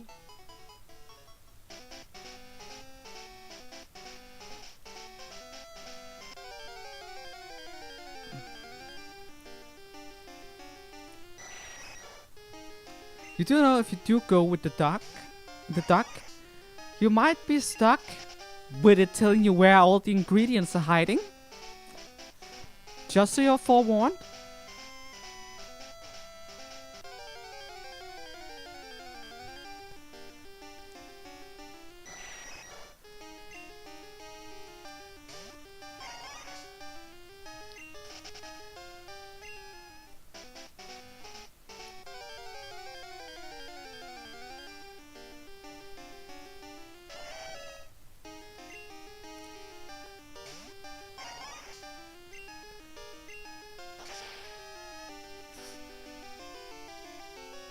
Oh no, indeed.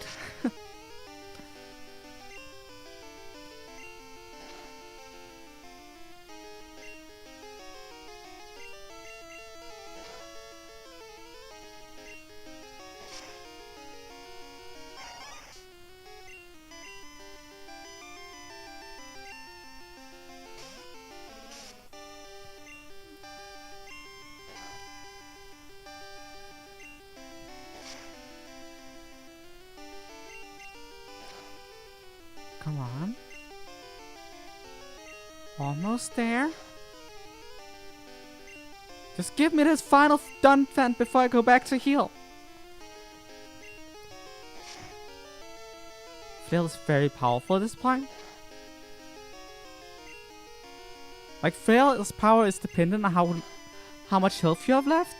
The less health you have left, the stronger Flail is.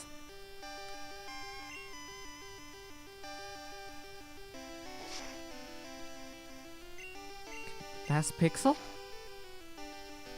God, kidding me? Okay.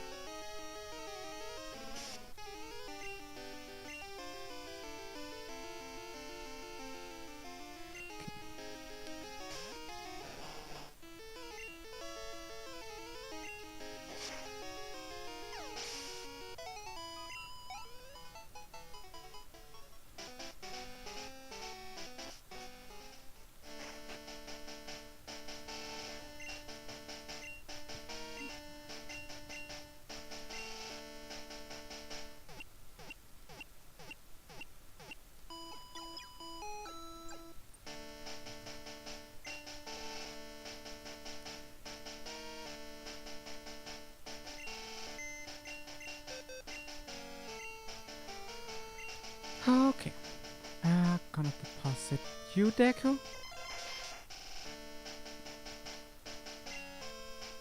Gonna get Brachio back here.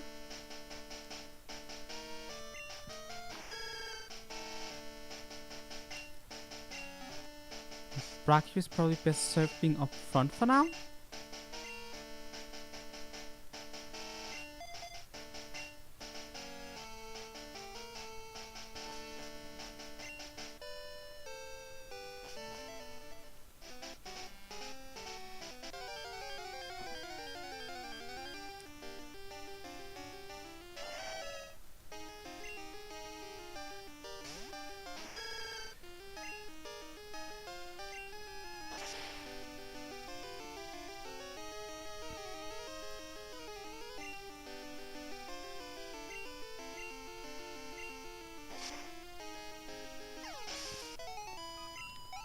Boom.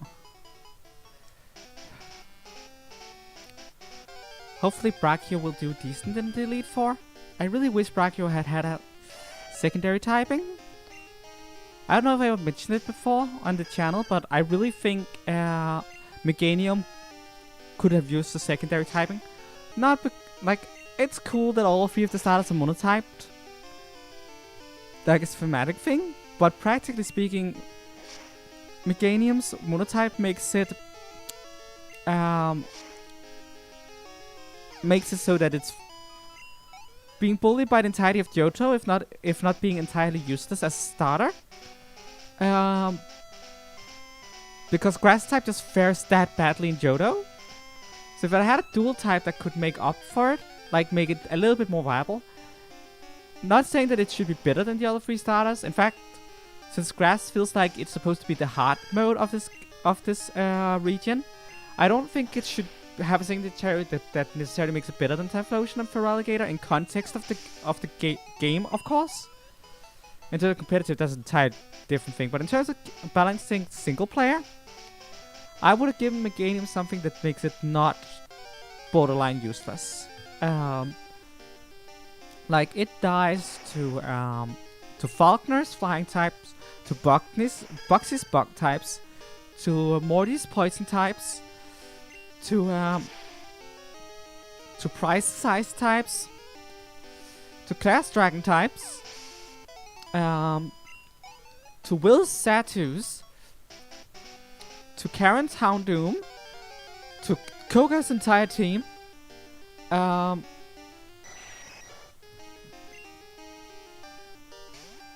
to Lance's Dragonites. Like it, Meganium loses a lot. And that's not... Like, would you want your starter to feel like the faithful companion that had carried you through the struggles of this region? Has carried you like a best friend to the title of champion. And you don't get that experience if you pick Chikorita in Johto. You just don't. Which is why I really want to argue that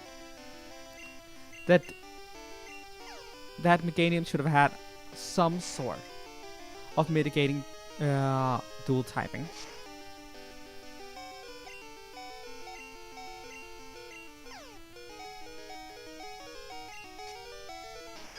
Okay, that went really poorly. Maybe I should just not have taken that battle. That might have been better. Like, I usually don't take the gold battles, but I just thought Meganium has Body Slam. That should be fine. Apparently not. It is Flying Poison, to be fair. Oh yeah, and Meganium also loses to the entirety of Team Rocket.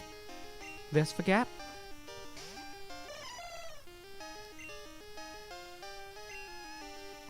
I'm not sure what kind of dual type would have helped. Like, if it had been part...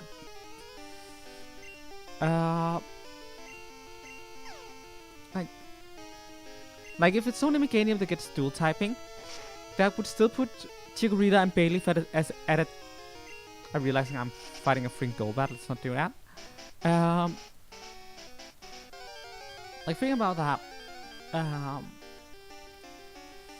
it still loses out to Falcon's flying types and Buxy's bug types, which still would put it in similar situation as Charmander, where it's weak to the first two gyms, which makes it the hard mode option, essentially. And that's fine. That's absolutely fine. But then after that, what we have a problem with coming up ahead is Morty's poison types, Price's ice types, and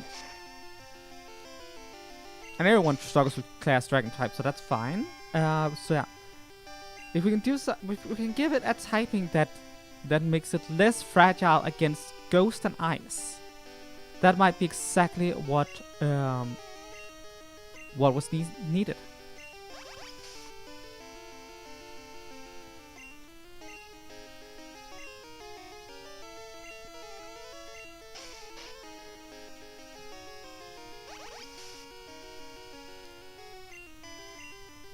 I'm thinking, like, what resists poison?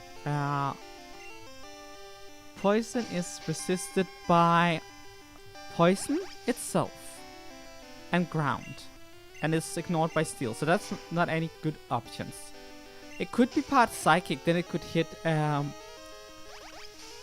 Morty's ghost types for super effective damage, or dark type, but dark type was like new and kind of hidden to only a few Pokemon, so giving that to a starter would feel imbalanced.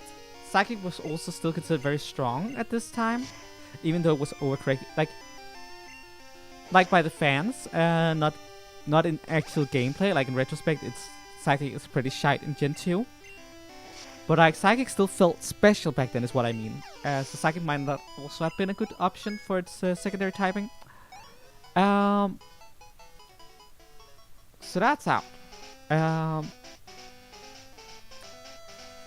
I don't like ground. Ground, I like as an option because that makes it super effective on Typhlosion. And I know that has happened before with other starters. but that's more of a recent thing, and back then they tried to stay consistent with that. So that's not an option either. So what else can we do? Well, we can look at the ice types. What is ice weak to? It's weak to steel as well. So again, steel would be a really good option, but also like not really an option. Again, due to the fact that steel is like really powerful, and again, it would, if we gave it steel, psychic, or dark type, I feel like the other styles should also have dual typings to make up for the fact that Meganium got one of these special types. The same goes for Dragon, but Dragon is, I don't think Dragon is on the table at all. So what else is Ice weak to? Ice is weak to fire, but all of Prizes Pokemon are like part water, part ground. And also we're not gonna have a grass fire starter. That gets it into Typhlosion's territory. So water is also out of the question for the same reason. So what else? We have rock, but rock again gives it into a situation where it becomes super effective to Typhlosion. So what does that leave us with?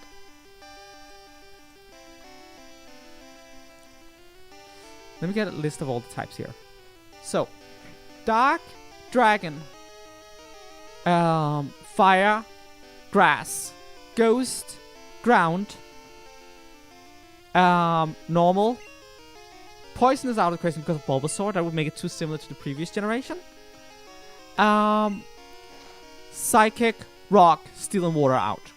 So that leaves us with bug, ice, electric, and flying. Well, jump off is the grass flying type, so that's already covered. So that leaves us with bug and ice. We could give Meganium the ice type, grass ice type. That would be very interesting.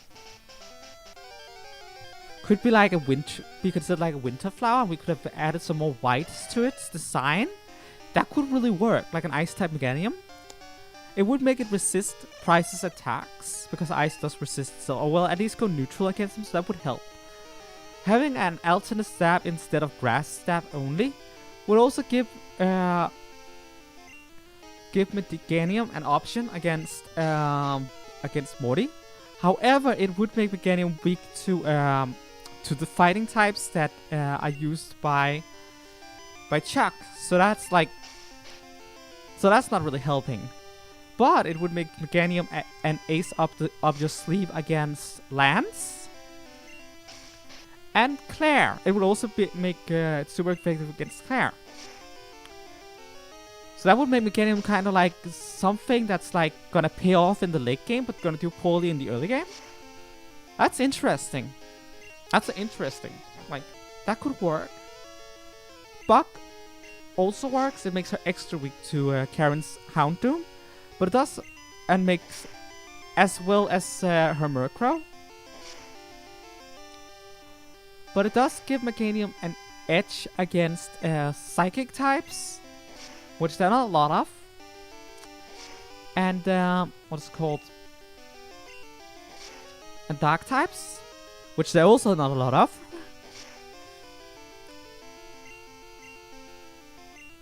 And could potentially give it an alternative stab that does the same as I-type and kind of helps. So the bug typing will probably help a little bit. Not enough, but a little bit. And I realized that I should probably put this Dunphin back to sleep and maybe use Leedsy. But this happens when I talk about other things while I'm grinding. I kind of forget to do this proper. But it's fine, it's fine, it's fine. Well, it's fine.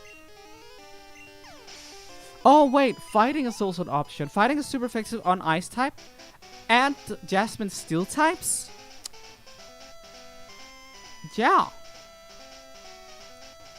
Grass fighting might actually have been the best option.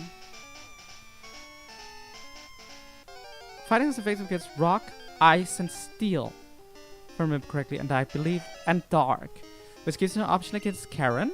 Gives us options against Price, and gives us options against Jasmine. Yeah, like Ice might make Meganium too strong against key opponents like Claire and Lance, who's supposed to be like specially strong. Bug is a tweak in the right direction, but it's not quite enough. Grass fighting Meganium might be exactly the type combination needed to do what we need, without falling into categories like being too similar to Venusaur, or being another starter type, or being one of the special typings that's supposed to be unique, or something like that. So yeah, grass fighting Meganium. I wonder what that would look like.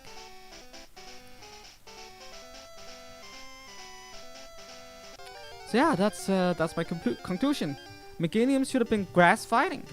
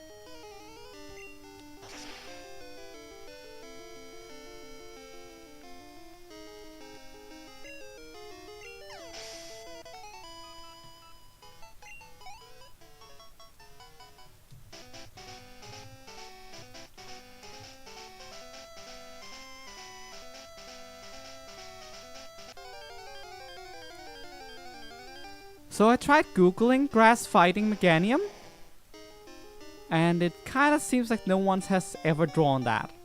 So, oh well, oh well.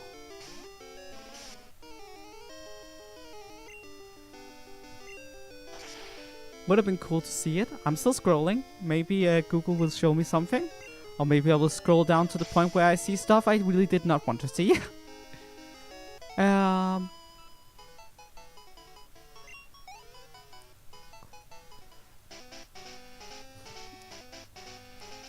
But yeah.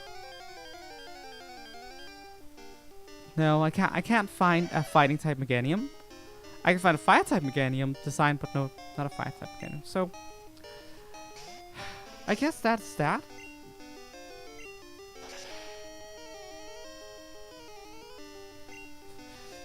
Well, there are some things that that don't get as much attention as other. Meganium is not that popular, so yeah.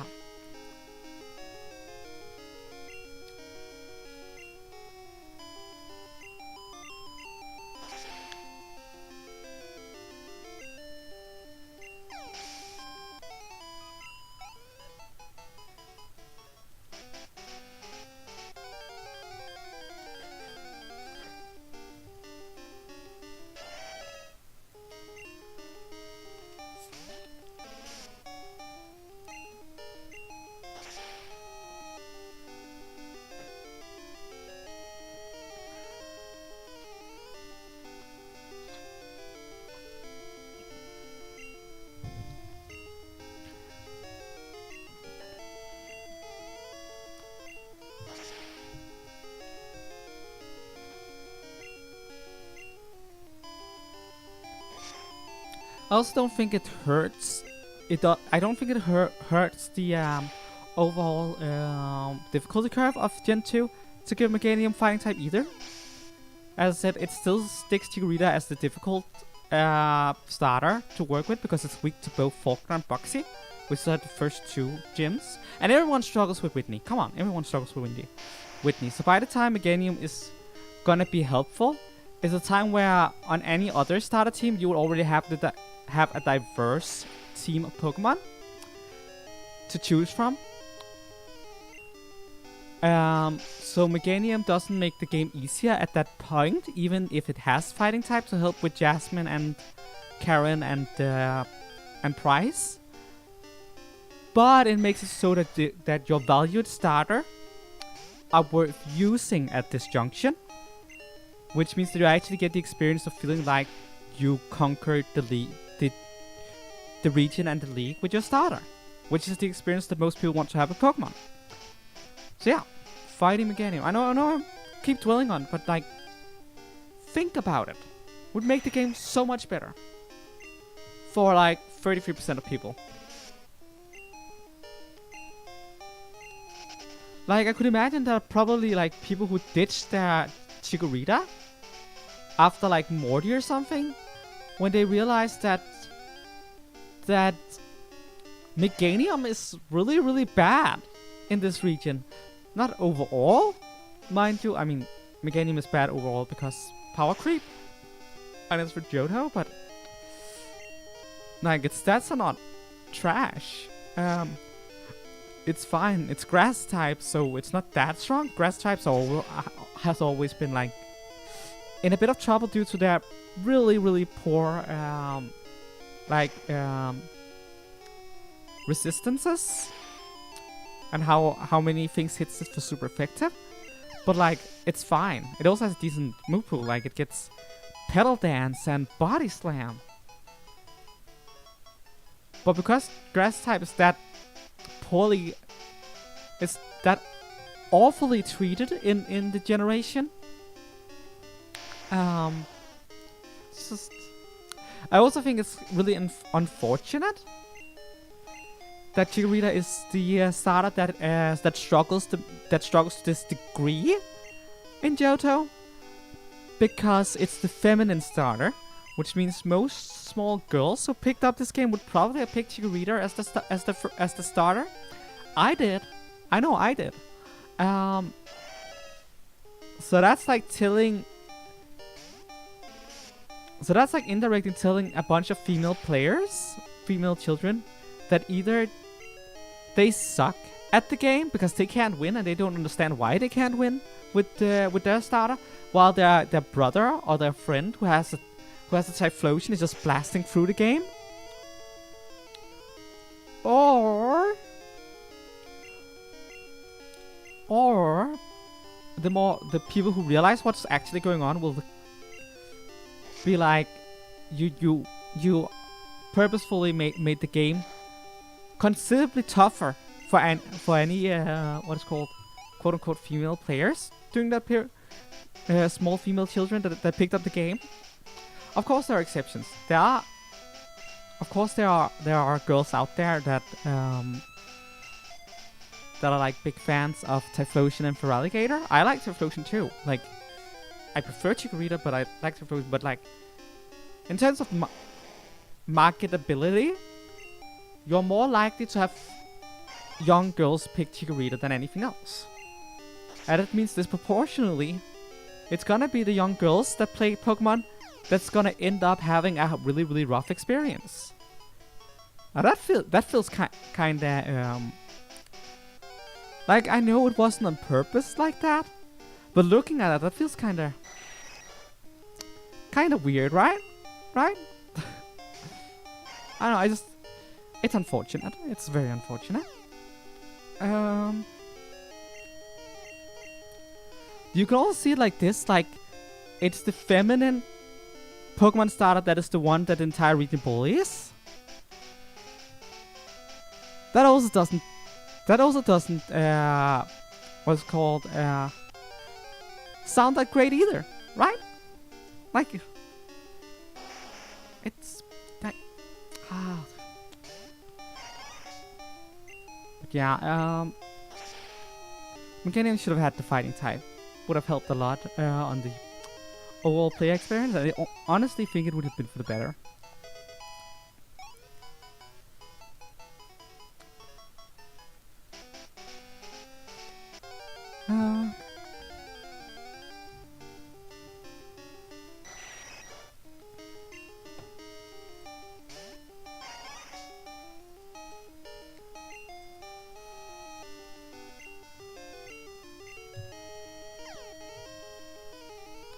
Come on, I want to run. Let me run.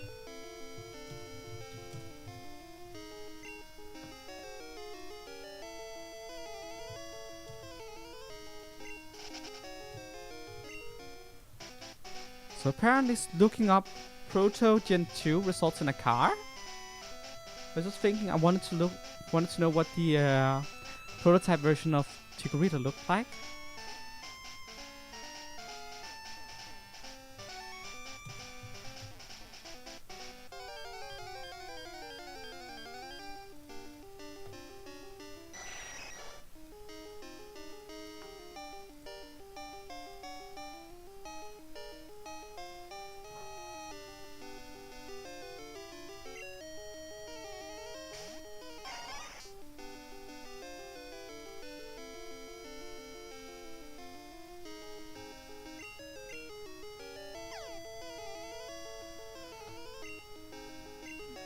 Because I feel like there was a huge difference between the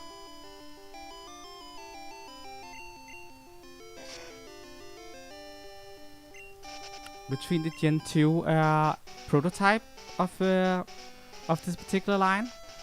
We did get the full Protodex, didn't we?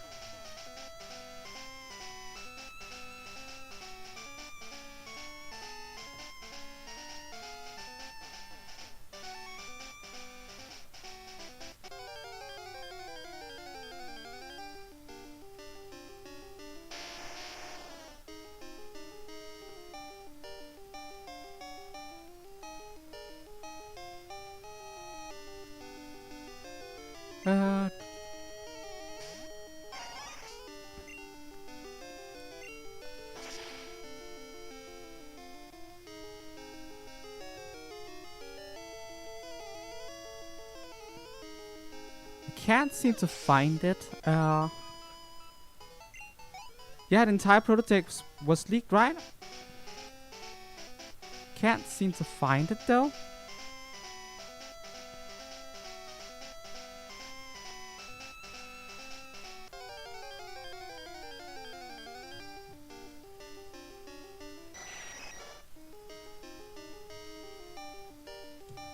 Should I search for leak as well to find it?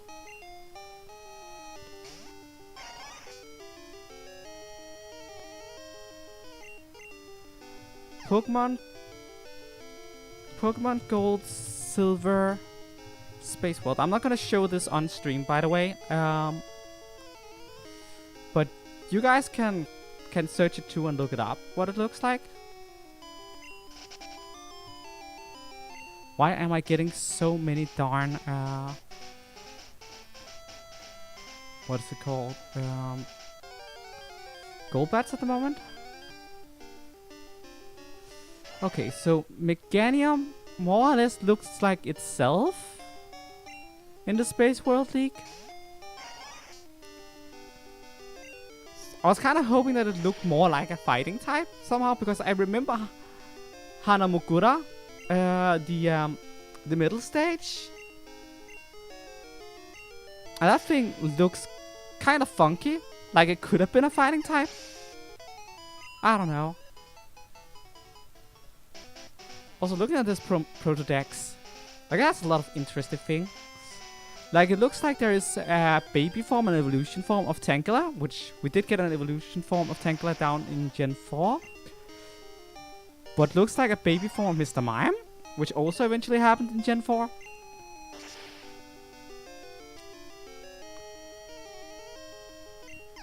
Prototype, what's it called? Pulpitoad is also kind of interesting. And Swinsu, the pre-evolved form of Girafarig, is also interesting. And the baby Parasect is kind of interesting. There's a lot of really interesting stuff in this Pokemon Gold Silver Space World demo.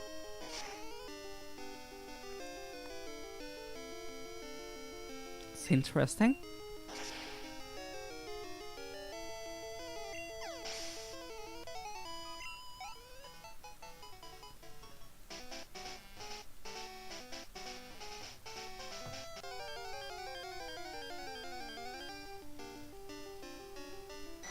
There was supposed to be another evolution for Weeping Bell. Wouldn't that have been great if there had been a Sunstone evolution for Weeping Bell? So that I could evolve my freaking Weeping Bell? And I just get only one, since I only get one Leaf Zone, I would have been very happy with that. Boy.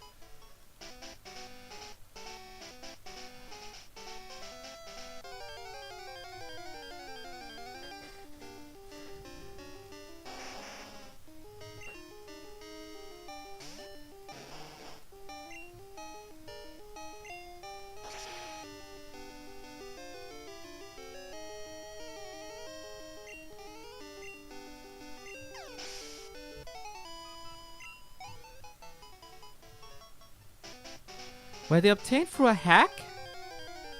Huh. I was unaware of that. Huh.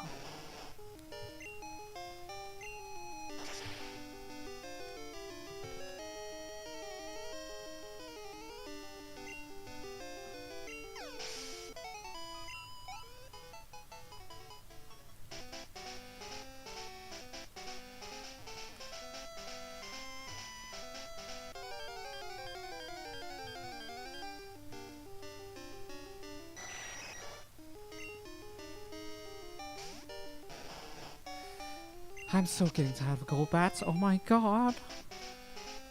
Can't they just stop?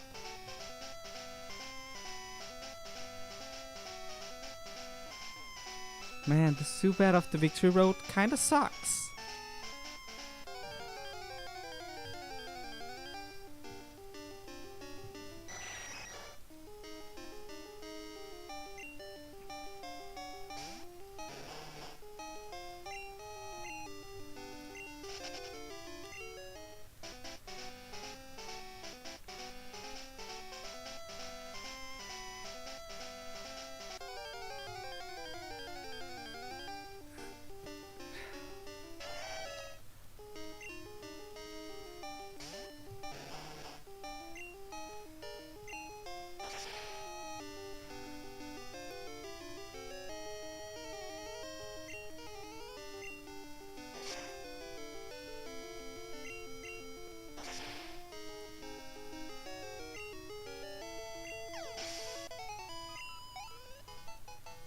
One more time and then Eugene is level 42, which is nice.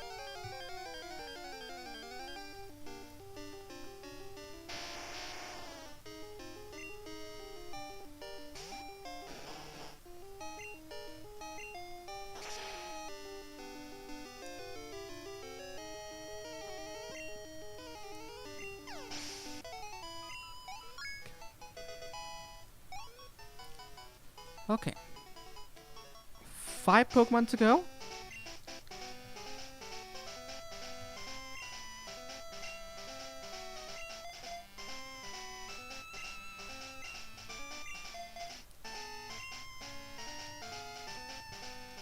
Like, it's looking good level-wise right now. I might start to believe that next time will be the time we're taking on the Elite Four. And we're probably not succeeding that time. I'm gonna assume it's gonna take a few while. Like, first and foremost, I do not plan on saving between the Elite Four members immediately, because I'm very worried about doing things exactly right. Because we might fuck ourselves over a lot if we do that and we get stuck between 2 Elite Four members like that. Because remember, we have the level cap and we might get experience between Elite Four members, which can put us at a disadvantage against, can put us at a huge disadvantage if we start having over-leveled Pokemon, because then we're not allowed to use them. So I'm not gonna be saving between members first time around. I'm gonna see if I can defeat Will and Koga and then Karen. And oh, you might be wrong about the hack thing. Interesting. So I have no idea how it got leaked. I'm not gonna wait my opinion on that.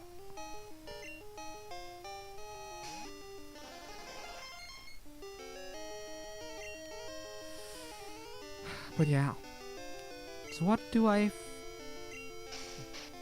So I wanna see if I can defeat those before I start. And then I want, if I can defeat those consistently enough that I can get to Lance and see how he fights and what I need to be worried about. And then after that, I'm gonna gauge whether or not I believe I can win like this. So yeah. It's also entirely possible that maybe I should level more than level 42. Like 42 is the level limit for Will, but Will only has 5 Pokemon, which means in theory I could have one Pokemon not be part of that battle and level them up to level 44, which is the level limit for Koga.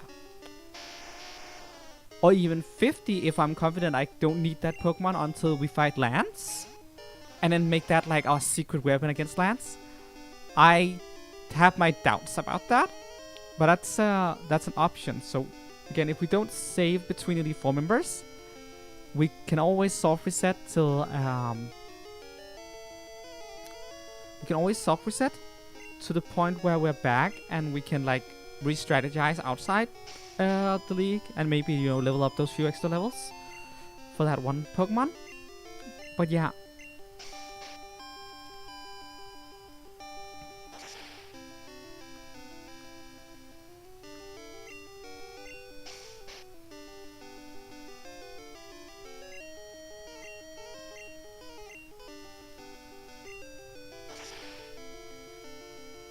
So yeah. And those two levels might matter down the line. I believe it's, if I look at it again, Koga is 44, Bruno is 46, Karen is 47, and Lance is 50.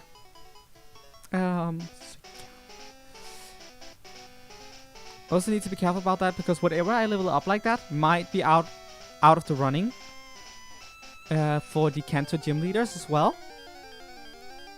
because they are lower level than Lance. Most of them. Blue is not, but most of them are.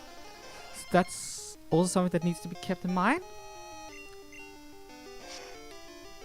Heck, any of the Pokemon I bring into the league might not be able to fight the gym leaders in Kanto, because they might pass level 50. Or anything in between. Like all of these Pokemon that I'm gonna go get to level 42, for instance, are not allowed against Janine because her strongest Pokemon is level 39. So that's outside our level limit for that. Her level limit for Search is 46, Sabrina is 48, Misty is 47, Erica is 46. Brock is 44, Silver is not a gym leader, but he's 45. Blaine is 50, and Blue is 58.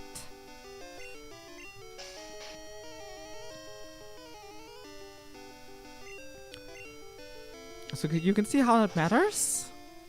And of course, Red is 77. So we have to grind a lot before finding Red, although I will see if I can beat him without grinding, and then we'll probably be fighting him every 5 levels or something like that. I think might be the best approach.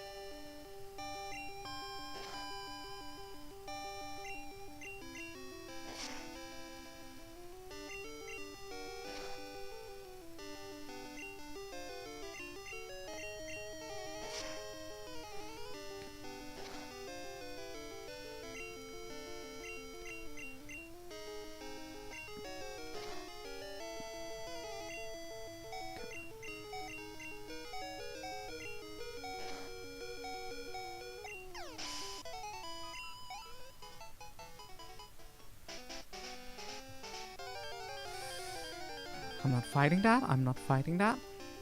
Just gonna run away and get back to heal.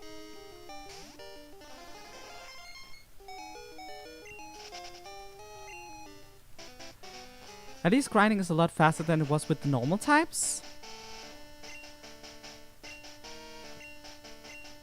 Level limits are really tricky to work with. But we'll figure it out. We'll figure it out.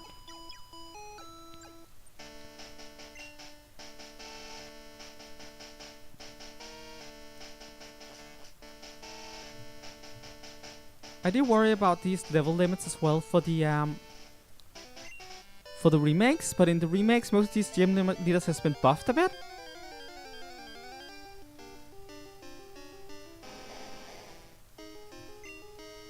So it's not that big of an issue. I really lament when I lament the day I got grass type as my monotype challenge for Gold and Silver. I lament it. It's literally the worst game you can do grass type monotype in. Like Crystal allows you to use the Leaf Stone, which give you access to fully evolved grass types before the league. So even Crystal is like, easier to do this in. So yeah,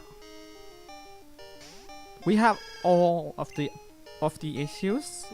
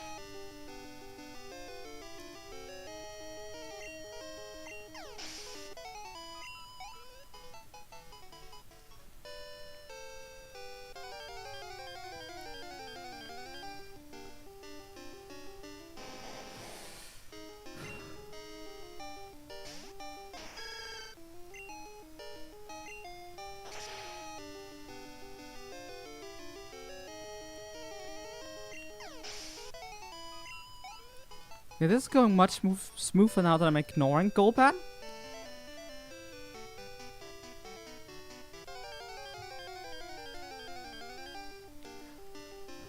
I swear, grinding sessions are not that exciting. But it just needs to get done if you want to get anywhere. The league is horrifying.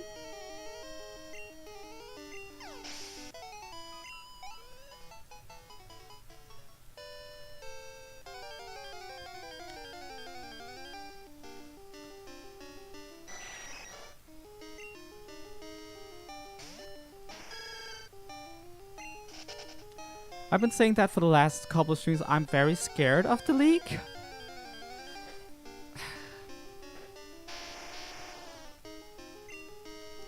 And I think Dio is gonna carry us a lot.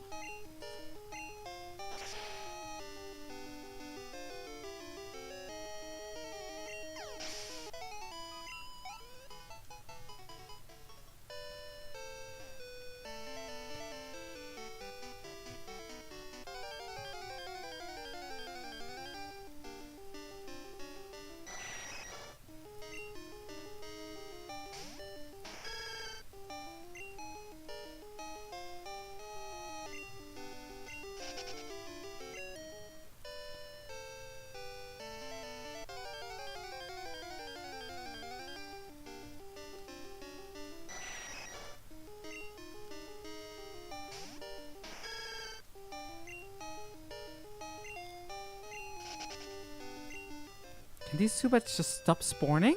I mean, Golbats? Like, they are annoying.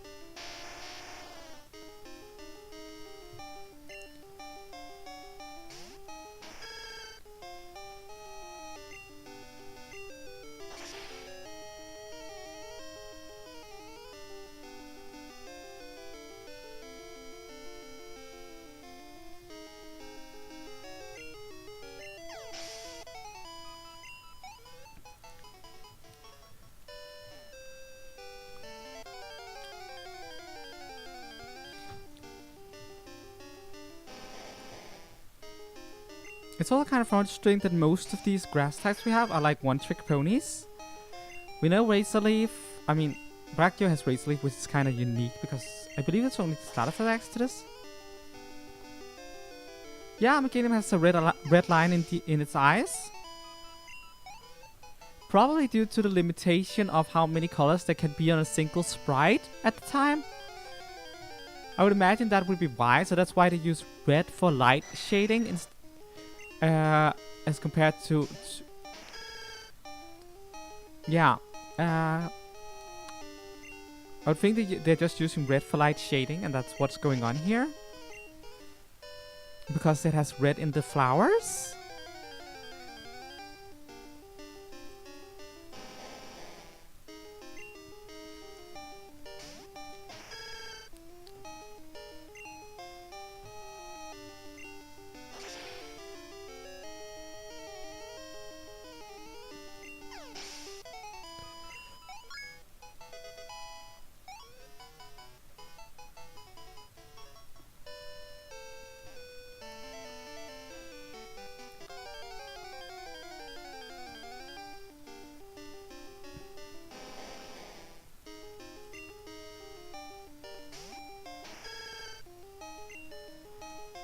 So I'm looking over the types that I can draw for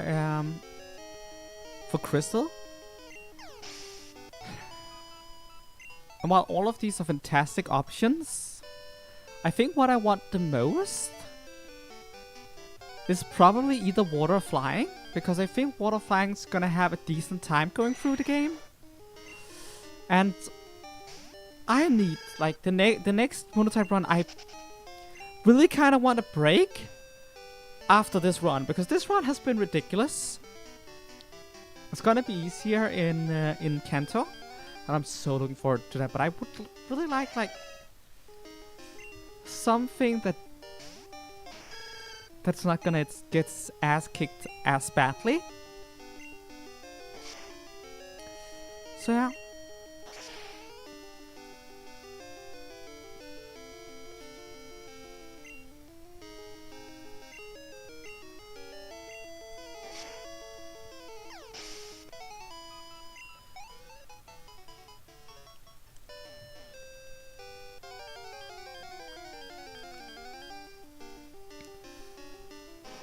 My options are, I think I've been over this previously before, but it's like Bug, Rock, Flying, Water, Poison, Psychic, and Fire.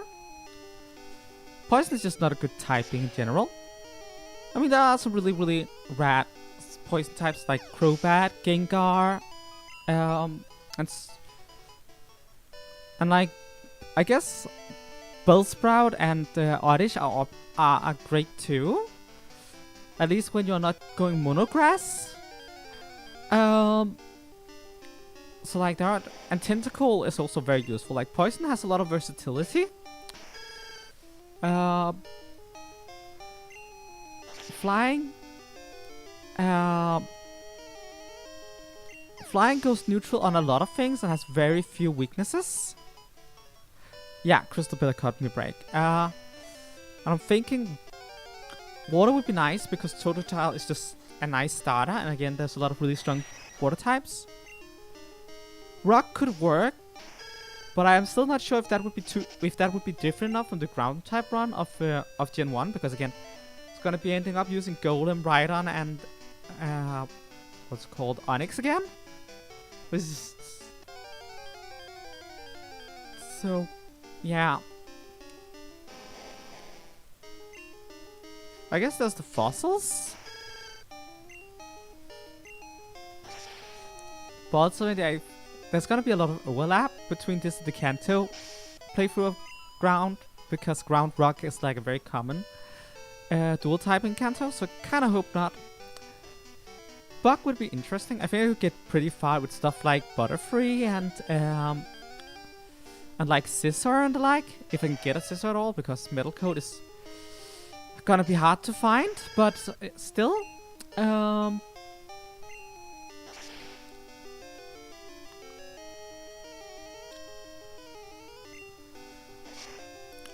Psychic. While that has a lot of potential, there's a lot of really strong Psychic types in Gen 2. The fact that I would have to go through most of the opening of the game with a single unknown.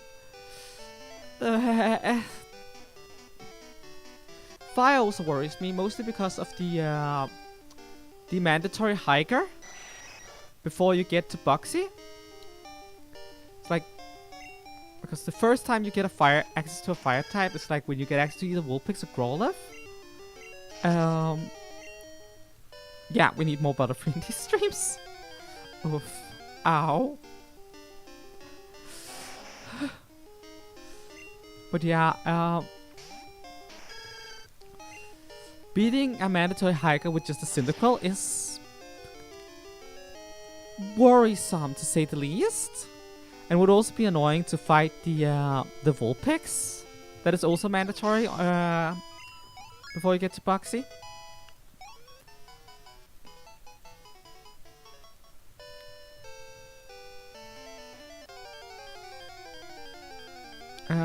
So fire is also not great.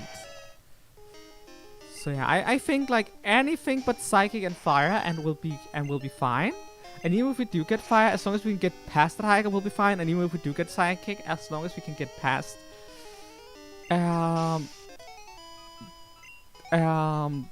like all the way to Boxy's gym, or actually just a Slowpoke well, I think we will be fine.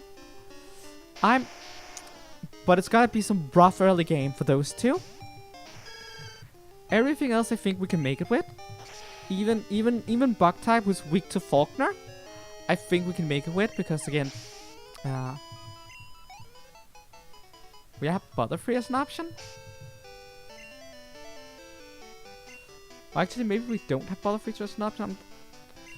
Let me think for a second here, because I think, what is the level cap for Faulkner again? Faulkner's level cap is 9, so we don't get access to Butterfree, so we won't get Confusion. Oh no. Oh no.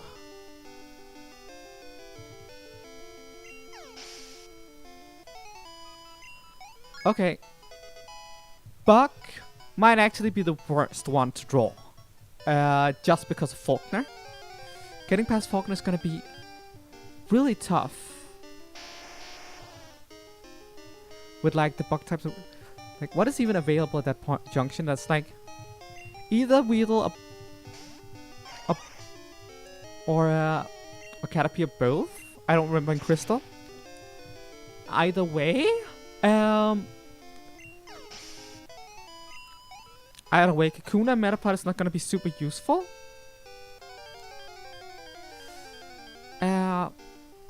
And then there's Ladybug, which is part flying type, but flying does not resist itself, so that's useless. And then there's Spinarak. That's it.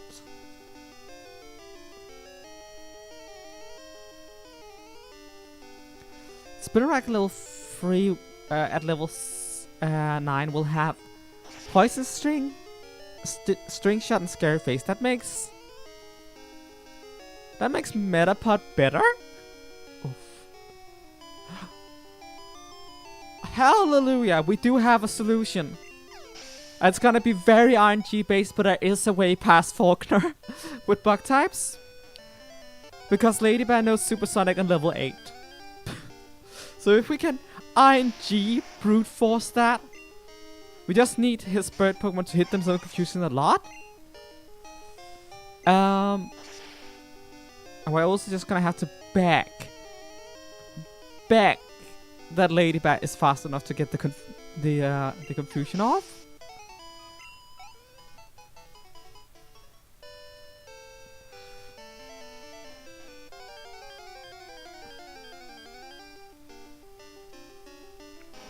I mean, if Ladybug can get the confusion off, maybe we can set up enough Hardens on Metapod or Kakuna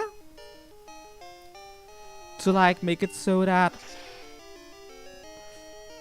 we can tank a few hits. Maybe we don't need to heal a lot, but in theory, since Tackle is neutral on Metapod, and Poison Sting, while not dealing a lot of damage on Kakuna, does have potential in terms of the whole, in case they get poisoned. Yeah, I think there are solutions here, but it's gonna be tough. It's gonna be tough. So fire, flying, and psychic's gonna be tough in the early game. I think psychic and bug might be the two worst ones.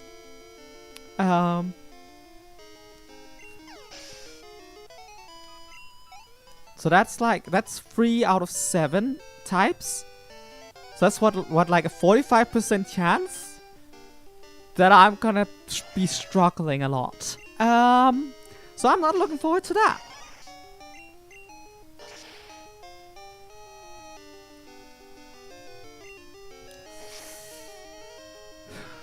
It's almost a coin flip.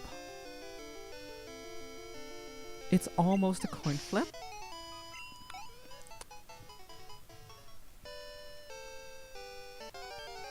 Kind of scary.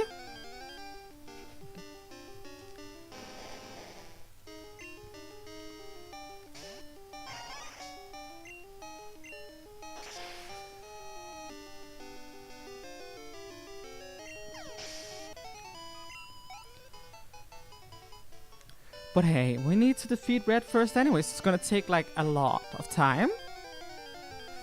It's gonna be rough, yeah. I feel like.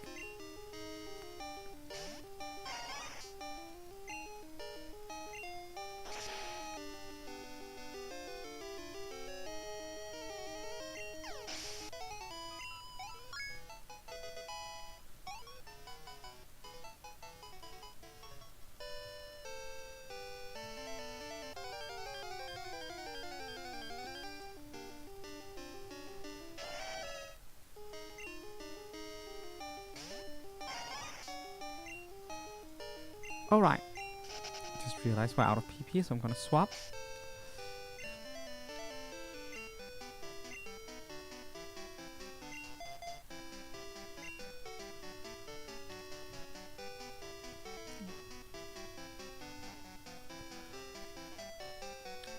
But hey, at least when it comes to Psychic, Fire, and Flying, they're not gonna be weak to everything and their mother did through the rest of the game. They're just gonna be a rough start. So,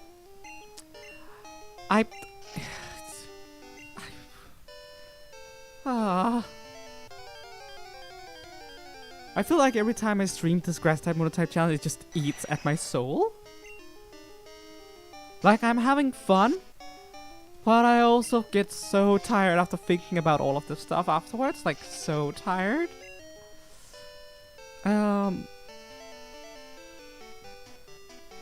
Also, just grinding is not super fun either. But yeah, like, the relief of defeating Price, for instance, that was great. But man, did I feel tired afterwards. We did beat Claire in the first attempt, which I'm really happy about. But I'm still really scared of the Dragonites that Lance has. Like, they're gonna be horrifying.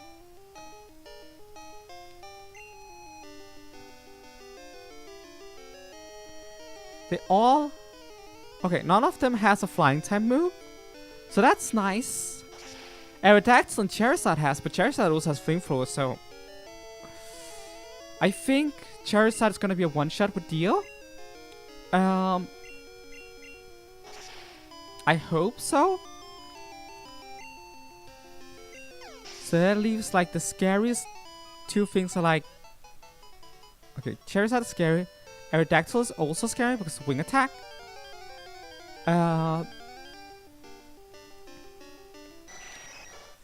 Dragonite are scary. The Fire Blast Dragonite is scary and the Blizzard Dragonite is scary. The Thunder Wave Dragonite is gonna be annoying. Oh well, not the oh, two of them is Thunder Wave. One of them is Outrage though. Outrage gonna hurt. But Outrage is also an opportunity. Because if you can survive until it gets confused, then you have the upper hand. The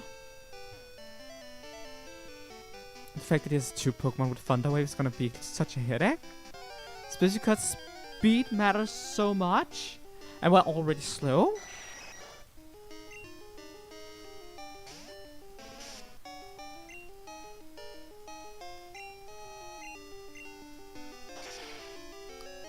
Maybe if I'm lucky, I can body slam paralyze the Dragonites with Brachio? Or maybe Dio can put them to sleep? I'm just looking at this and thinking like, I'm fricked, ain't I?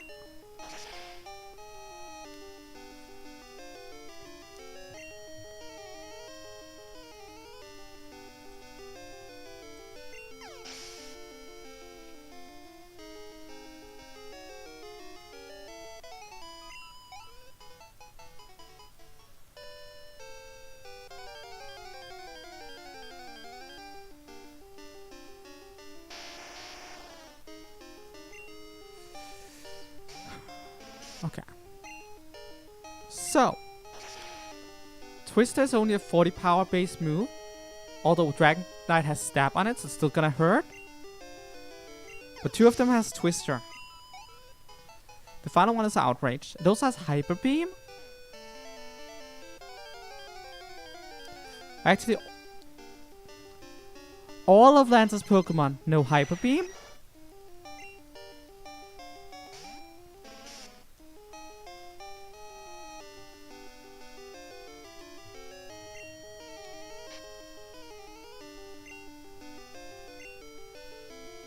So, this is the second shiny we have seen so far in this playthrough. I was looking away when it spawned. But it sure is here. It sure is a shiny Golbat. So, yeah. Cool. I guess I'm gonna catch it.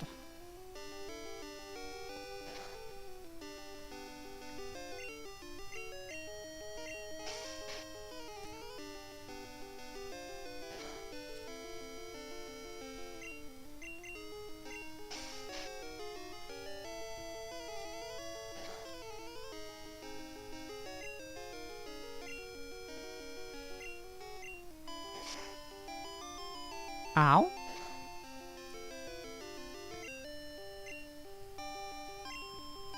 A crit would take it out at this junction, so we should not be attacking anymore.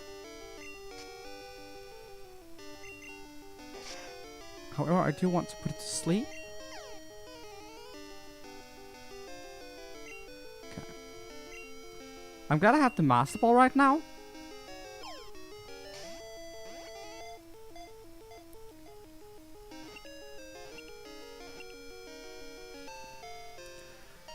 So yeah, I guess, yeah,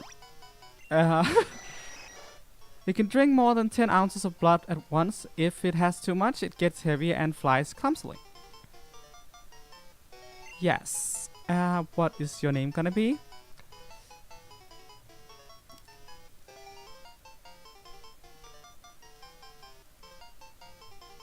I did not notice whether or not it's male.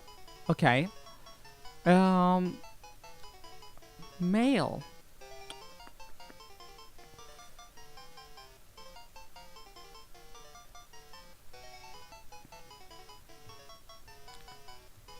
I'm gonna name it Terry.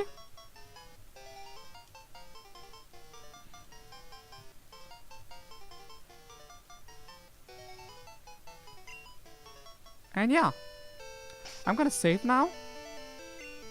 Because we just caught a shiny Golbat. I have a shiny Graveler too from this playthrough. This is insane. This is insane. Do you know what's fun about that?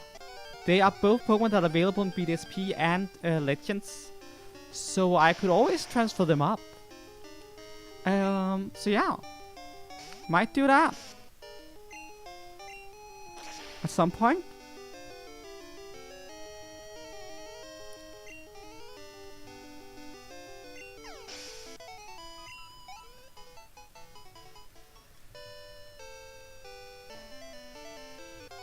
One in 8,000, my ass. They just appear all the time. Shinies freaking surround me. Oh. Man.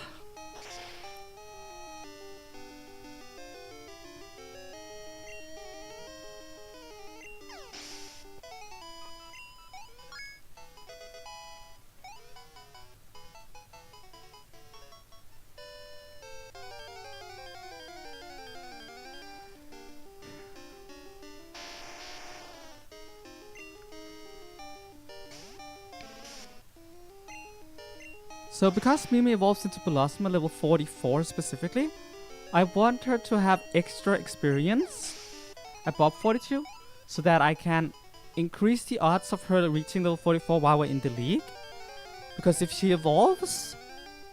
Oh, well, I can't evolve her before that, but at that point she learns the final move that I care for, teaching Gloom. So then I can evolve her, and that might actually matter in terms of beating Lance. Hey Jens, nice to see you.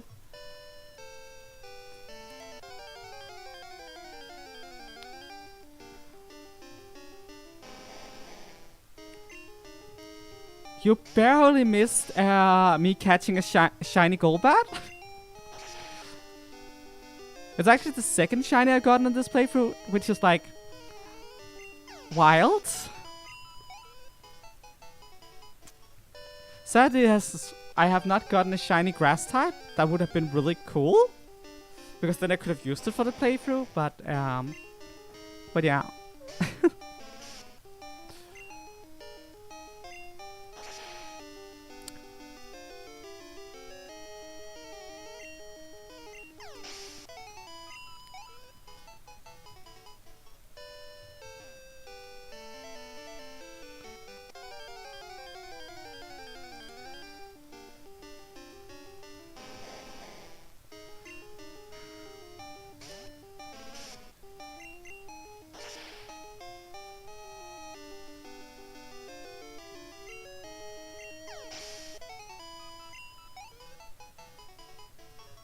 555 is such an odd number for experience. Like, I just look at that and like, that's... I don't know, it feels satisfying to see that, like, 555?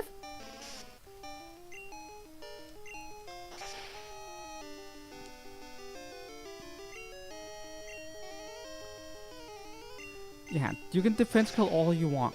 It's not gonna change anything.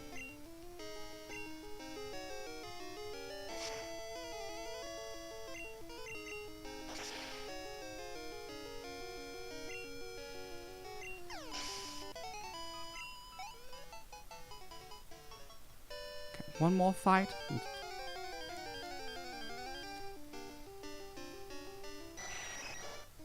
That is not a shiny Golbat. In which case I don't care for you. Gonna save right here.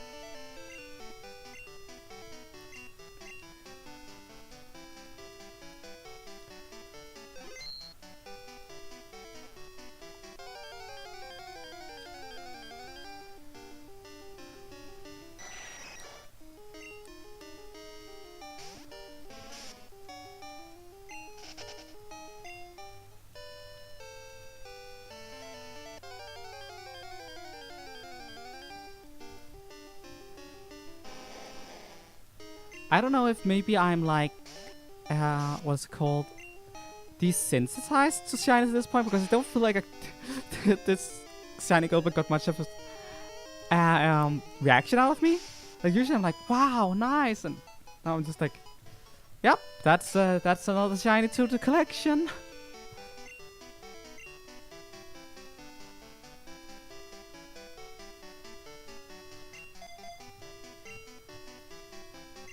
Like, that's like 5 plus 4, that's 9.